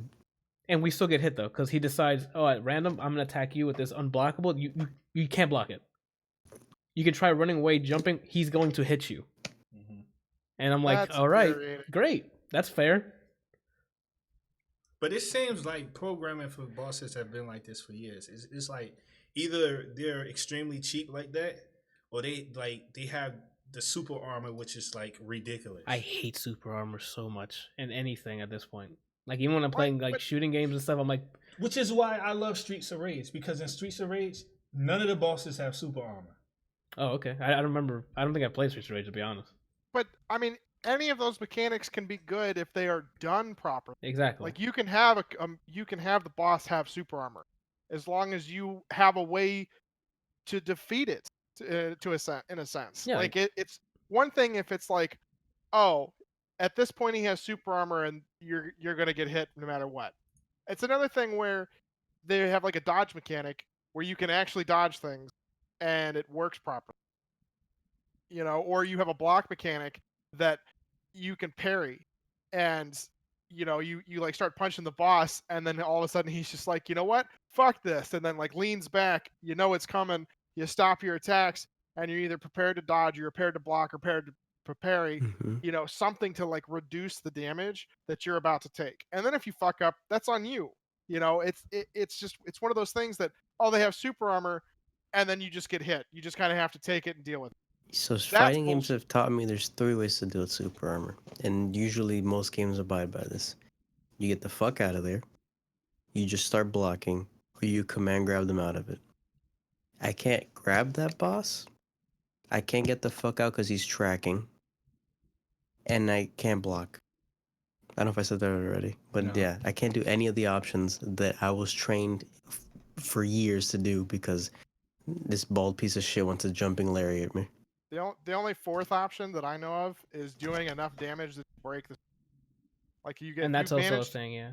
If you manage to somehow get enough hits in, whether it's a timing thing or you have two people attacking them at once, like something to defeat the mechanic, because that's the whole point of having other mechanics in play. If you have a dodge mechanic, you should be able to dodge basically anything. There are some things that you should go, yeah, I can't dodge that. The dude's a god, his hand is literally this big across the earth. There's no way I'm going to dodge that. Yes, I understand that I can't dodge that. But then there should be something else. Oh, there's an indestructible, thing over there that I can crawl under when he's slamming his hand down. Yep. I didn't get over there quick enough. Well, then I obviously fucked up. Yep. Not, oh, I can't dodge it. There's nothing here for me to do. I guess I'm just going to take damage and hope it doesn't kill me so I can continue the fight. He throws cookie-looking pieces of gravel at you. Yeah, that's funny. That also tracks, and if it hits you, it's half your health. But if you pick up one of those rocks and you throw it at him, it's like 2 pixels of damage. And he usually moves fast enough that him walking dodges it. So I just went to the gravel and threw it for no reason. I mean, it's saved in him the later stages. throwing it to in us, the later stages, he gets super armor when he's about to throw it at you. Fuck GT Goku. So we're not talking about River City Girls anymore. We can't stop talking about River City and Borderlands. So just to put the nail in the coffin. So that's a combination of programming and poor game design. I would say design. I don't know their code base. I don't know what. So it's more of the poor game design. Yeah, because they play. We don't know what's intended to. Yeah, we don't know if that was the thing they wanted, or if maybe it's because dang, we didn't get the collision box working correctly, or we don't know what it is, or maybe they're fine with it. They were just like, hey, this is fine with us. We like doing this. This is the level of difficulty we like. Like, I mean, it's really hard to tell. Sometimes it's really hard to tell the difference between game design and bad programming.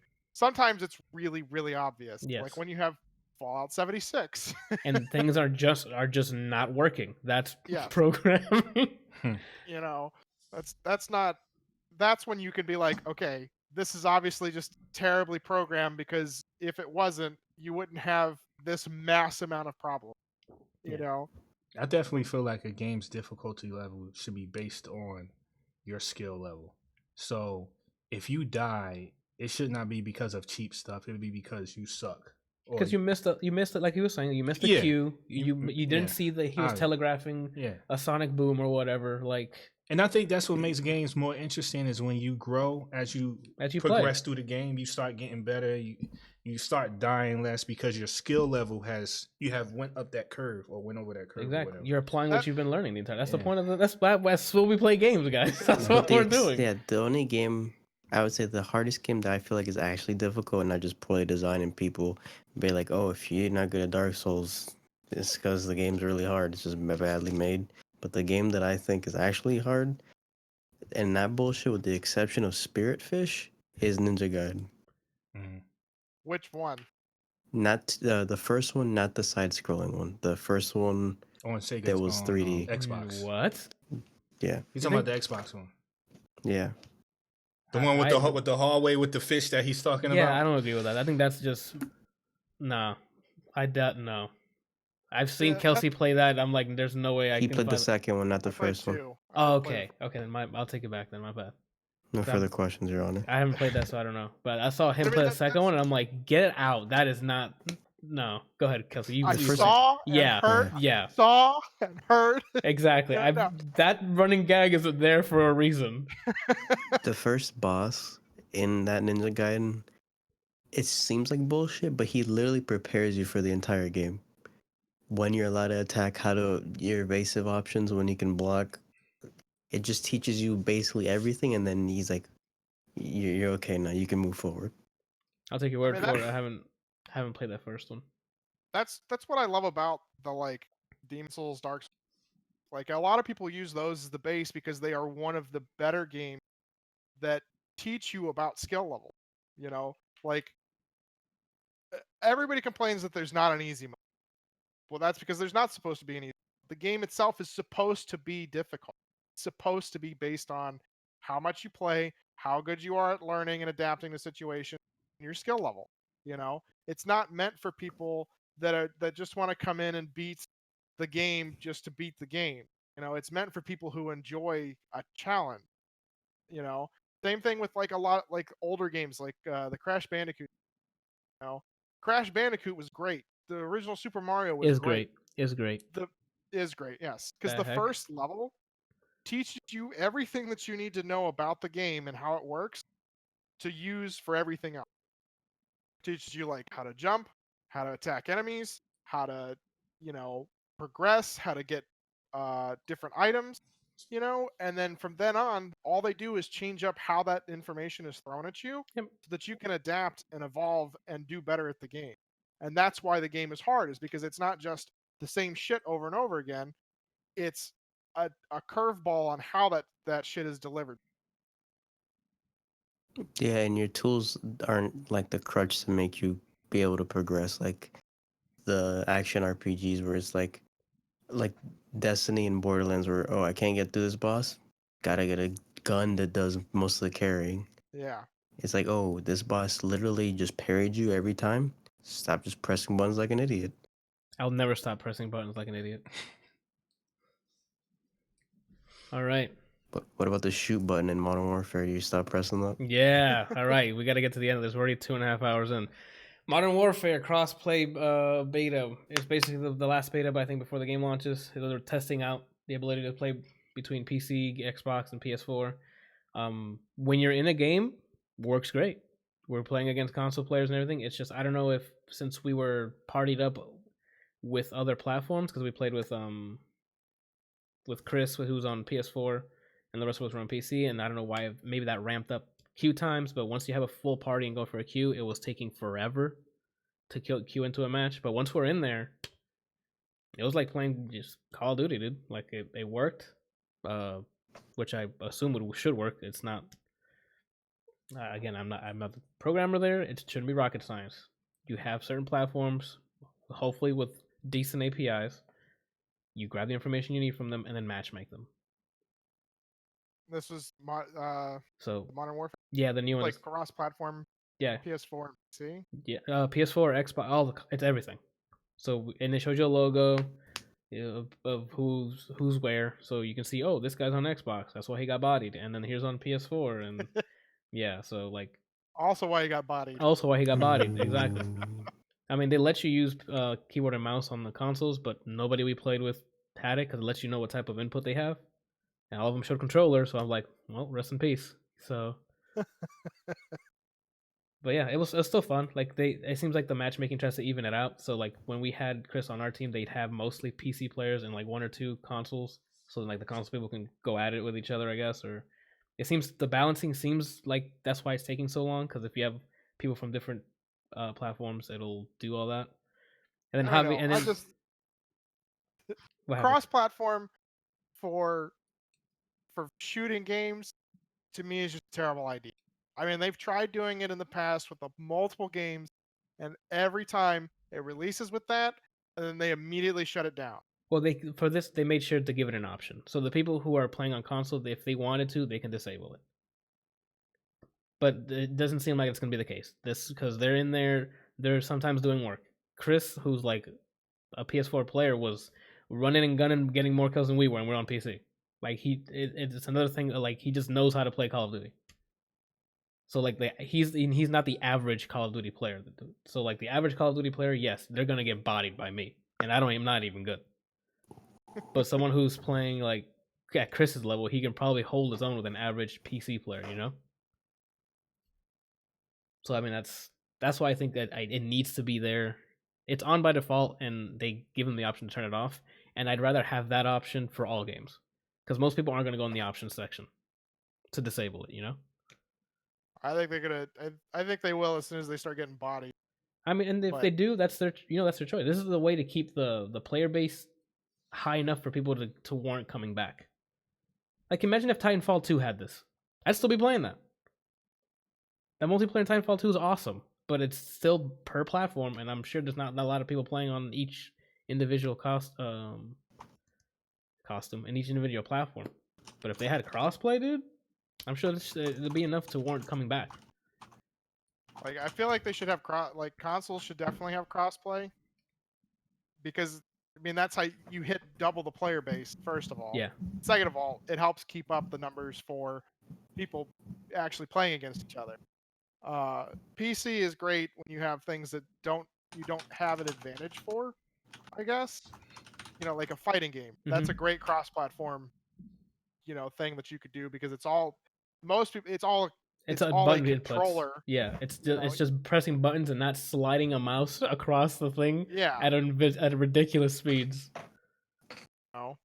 You have way more pinpoint precision with being able to take your mouse and sit here and do this than you do. Oh, fuck! I missed. Yeah. But yeah, it's to test crossplay.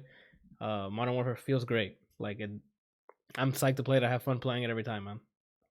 That's all I got to say about Modern Warfare. I don't know if you have anything to add, Brian. You played a bit with us. I didn't play the first alpha or beta like you guys did. That was my first time playing it. It feels good. It feels like the pace is way different. It's less just running guitar riffs. There's still guitar riffs when you capture stuff, but it's less just loud abrasive bullshit is going on. It feels like a mix between Battlefield and Call of Duty, not necessarily map size, but just like the pace of the combat to an extent. I was gonna say CJ. They have some green. They have some like yellow brown. They got some gray in there. Yeah. It looks. Yeah, I didn't have my settings all the way up, but it didn't look bad. It ran well on like Black Ops 4 on release did. Beta feels better. It's crazy. Kill streaks are the loudest things ever. I put my game relatively quiet, so that wasn't really an issue for me. There's some sound mixing they need to work on, because there's some things that are like excessively loud in that game. I had it quiet, so I can't really say too much on that. But like in the older Call of Duties, they just try to find a reason to give you just a shred of guitar.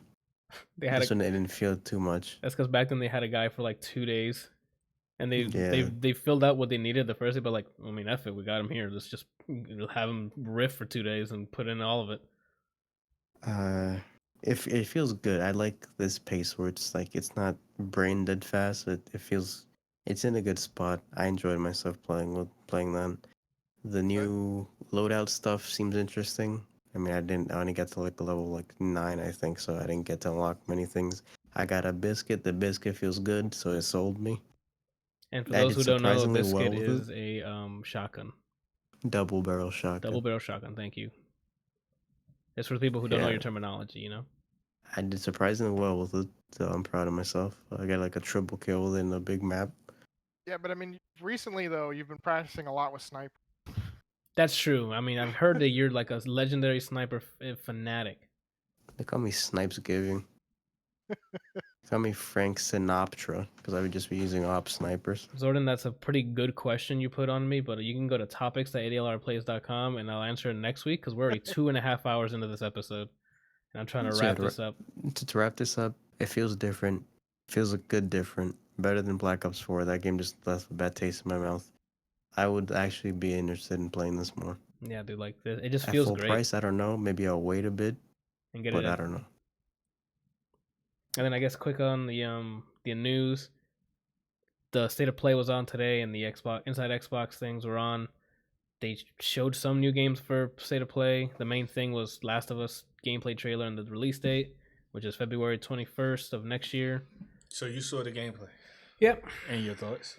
They showed something that I wish they didn't show in the trailer. Story beat. So don't watch the trailer. What about the gameplay? It looks like Last of Us. Like it's mostly focused on being cinematic. I didn't see anything in the trailer that I'm like, that's a cool mechanic. It was all like a lot of animations, Randall. I skipped to the end just for the release date. So my question to you is, and you don't have to answer this out loud, you can just message me the answer if you want. You talking to me? You watched the trailer, didn't you? Yeah, I don't know if Kelsey did or not. So I don't know if you're... He hasn't watched Homecoming. Oh, you're right. And he hasn't played the first one. What am I talking about? Okay, so go ahead. Yeah. Sorry. Is my theory still right about Joel? What was your? I think I remember your theory. Yeah, I think I remember his theory. It's not right. What was his theory? Oh, I Do you guess remember the first trailer? Huh? Do you remember the first Do you trailer? remember the first trailer? Yeah. Well, he was saying My that whole theory was that Joel's never actually there. He's dead, and he's gonna be guiding her through the game way that Joker does with Batman in one of the Arkham. And you said his theory was wrong? Actually, now that I think about it, it's still not confirmed that it's wrong. Okay. Because the way they did that trailer, to me, each time, each turn of the camera angle was just reinforcing. So I guess now that he's gone. Now that I replay the trailer in my head, it's not confirmed that it's still possible what his theory is. It's still possible. That sucks, man. I hope he's not dead. Calling it. I mean, he was old. Well, he was getting old. Javi says she got Joel's blood injected in her, so she sees Joel. All right. So yeah, that's episode 64. I think it's because she's carrying his child. Wow. All right. Okay. So I mean, they're not blood related. They're not related. So I guess sure. But do you know how old the age difference? I know. I'm just saying it's crazy in the South in America. Yeah, it's cold out there for you. What'd you say? It's cold out there for you. Yeah. What was I gonna say? And then that was the big thing from there. They showed some other games, some weird games on Sony that's coming out, and I'm like, okay. For the inside Xbox, they showed off Atlas, which is the new ship pirate game that's coming out. That's like a persistent MMO type of thing, and then you can now register to get into xCloud. So go to xbox.com/game streaming to register if you're at all interested. And then I stopped watching because they added more Game Pass games, and then going more in depth with the Outer Worlds and some other stuff that we already know about. So that's about it. Yeah, I think that's it. So, gentlemen, and Javi says they showed some crappy DayZ trailer. That's weird. What are you guys doing this week? Do you have to delegate or no one's gonna talk, Anthony? Oh my god, I'm so dumb. Randall, what are you doing this week? Work, gym. I guess get ready for the weekend. When's your next gym appointment? When's my next? Oh, Tuesday of next week at 8 p.m. Eastern. No, actually, it's tomorrow at the same time. Yeah, just work, gym, get ready for the weekend. What? They can't hear me? Y'all can't hear me? Randall, it's not that they can't hear. Hear sounds terrible. How do you know? I know how mics work. Somewhat know how mics work, Randall. And if you're you're past the mic, Randall, like this, yeah, they can hear the bouncing up from the walls. Now his forehead's talking. When did you say your first stream was happening?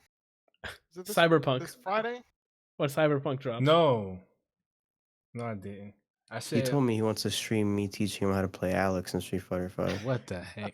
No. I said it was a reaction to something. What was it? Hentai. And I asked you to do it with me. What was that? Me? Yeah. Oh, wait. It was something a reaction. It was the Silver Surfer trailer. Or was it? No, it was something. It was not the Silver Surfer. It was something trailer. that was gangbang hentai. It might have been that. What? No, what was it? I don't remember, Randall. I do remember you saying a reaction to something. I just don't remember what it was. You're right. It was me, and it was something that you wanted to watch or something to be a reaction. I do not remember what it was. Pretty sure it was the Silver Surfer trailer. It probably was. I think it was the Last of Us trailer. No. No, I'm pretty sure it was. It was the Last of Us trailer. Because I remember it was the image saying that, more Last of Us on this date. And you're like, we should watch whatever they're going to show and have a reaction on that. It was The Last of Us. Fisting. Well, I forgot about it, dude, and I saw the trailer, so. And no one's even reacted to me. I hear you, nasty. You're the nasty one. Oh, Honda slapped his own ass. Damn. All right, so Brian. That's a sumo thing, man. I'm just trying to continue with this podcast, and you keep bringing up this heathen talk. It's already 2 hours and 40 minutes. Brian, what are you doing this week? What am I... Oh my god, he's slobbering on himself. Well, with your guys' help, I can be ordering my hitbox. God, dude. Oh, Randall, you missed the very beginning on how cleanly I dropped the hitbox plug. It's in the video. Was it before or after you started recording? It's after I started recording. It's gonna be in the episode. Let me see. Tomorrow, did you still want to play Gears, or are we doing that some other time? Gears. Tomorrow. Do I have anything for tomorrow? I don't think I have anything for tomorrow, so we can do that. I think I don't have anything for tomorrow. I have to check the schedule. Did you get your book? Oh heck, I gotta do that. I have to check if I have a book I gotta in here. I gotta get the book, and then I'll go from there. What book? For Sarai's and Ignacio's baby shower. It's this weekend, so they would like a book for them to read to their kid when she's out. Oh, it's to read to them? Yeah, it's not for like their own personal collection, Brian. I don't know. I thought we were just gonna. What are you gonna give them? The Outsiders? Wait. I'm curious. What did you think they were gonna do? Talk about the book. I don't know. Talk about like a book club. So you see here, little I don't even know the name. So we're going to a book club this weekend. I guess so. Yeah, I don't know. Oprah's gonna be there. It's gonna be great. So He bought him Sun Tzu's The Art of War. Yeah, dude. Like she'll love this, dude. No, I mean I was gonna give him a book about someone getting blown. I can give you one of my strategy guides to give him if you want. I mean that's pretty informative. We can't open the pages from all the semen in there. All right. So what are you doing this week, Brian? Besides the Gears of War, maybe tomorrow. If we're doing Gears tomorrow, maybe I don't know. So Thursday, Gogeta comes out, so I'm gonna play him, and then realize GT Goku still ruins the game for me.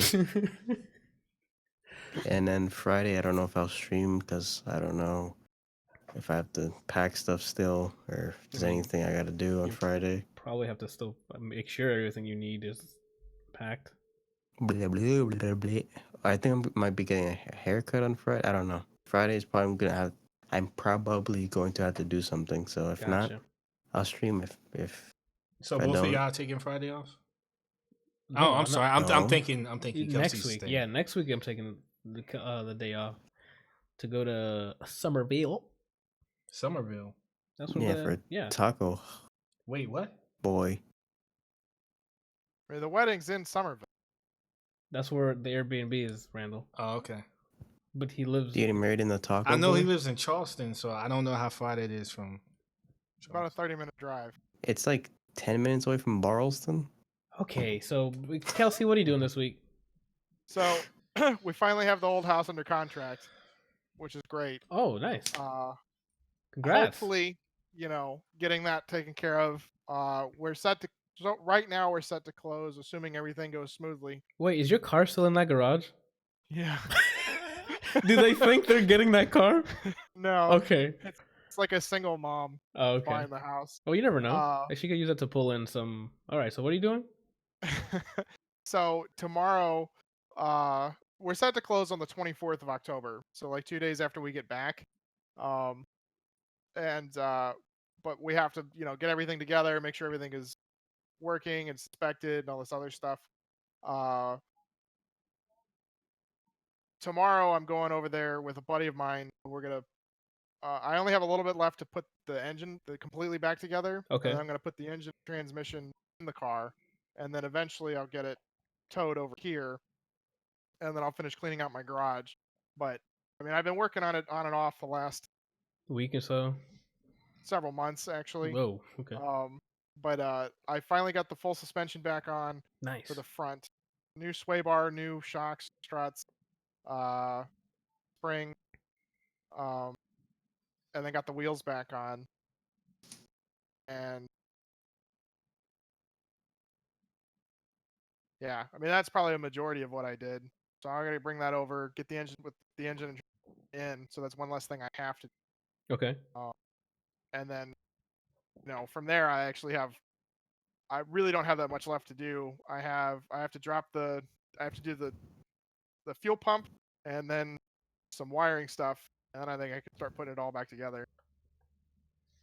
Oh dang! You still got a bit to go. So, quick economics question for you. So the inflation. So the cheese that you get from the old house, you're gonna put it back into the current house you're in? All of it, or are you gonna pocket some of it? I'm actually going to be paying off stuff because we ended up having to put like 50 grand into the house to get it ready. Between new roof, windows, AC unit, and taking the solar panels on and off the countertop in the kitchen. So I'll pay off the solar panels, and technically I'll have money left over. Probably only about.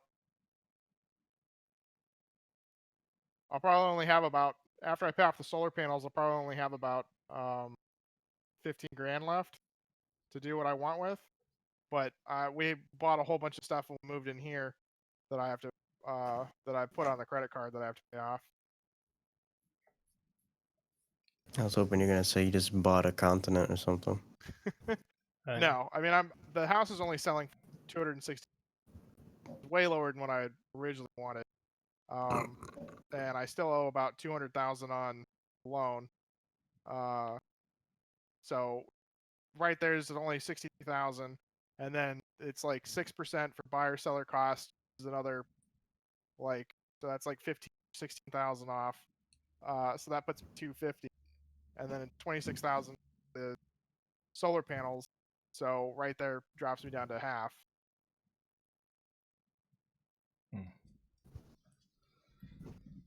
Budgeting 101. But I mean, a lot. I mean, most of it is going to go towards paying off bills. The rest of it's going to go towards the honeymoon. Nice. So what are you doing, Anthony? Thank you for asking, Brian. Myself, I might be playing Gears tomorrow. Gears. I got to get the book sometime this week, so I'll probably do that tomorrow. I'll try before doing Gears. Probably watch that 5 centimeters per second. I don't know when, but I'll probably see if I can watch that this week. Oh, I could do that Friday maybe. And then Thursday, I don't know. Again, like I gotta start make sure I got everything ready to go to the baby shower. So we don't know. To be honest, I have no idea. It's a bunch of planning and getting stuff done. So most likely stream tomorrow, but I haven't looked at my schedule. Most likely yes. And most likely yes Thursday. But again, look at this face. I don't know. The heck do I know? And then this weekend we're gonna be at a baby shower, my cousin's, and we're gonna party it up. I guess not party it up, but have some beverages. Just hang out. Look at that baby lit. Yeah, I don't know about that, Brian. And then yeah, we'll be back next week. So this is, I'm not even doing notable releases because the 2 games on there, ain't nobody here gonna play. Surge 2 actually looks cool. Okay, so Kelsey's gonna play the Surge 2. Like I was watching a couple of people stream it today, and it actually looks like it'd be a lot of fun. It doesn't look like it doesn't look like your standard like hack and slash. I think it's supposed to be like a Souls like clone, right? Yeah, sort of. I played the first one, and it's like a tech Souls, but imagine like feeling no payoff for beating the first boss. That's how boring the game is. Oh, well. Like you do it, and you're like, all right, well, I guess. No hook. Okay, 2 hours and 50 minutes in. Episode 64 is in the books. So when are we starting the podcast? No, you mean ending? If you want to support this long episode, I guess, go to patreon.com/ADLR Plays. If you want to donate to charity, you can go to extralife.adlrplays.com, where the proceeds go to Arnold Palmer Hospital for Children. And as always, if you want to request a topic for us or have a question for us that we can answer in future episodes, you can go to topics.adlrplays.com. And Brian has a hitbox that he wants people to donate to. I don't have a legit link, so if you're watching live, there's the link. I'll see if I can set up another link for him whenever I feel like it. And then that's it. Thank you guys for watching, listening, both. I'll see you guys next week. Bye.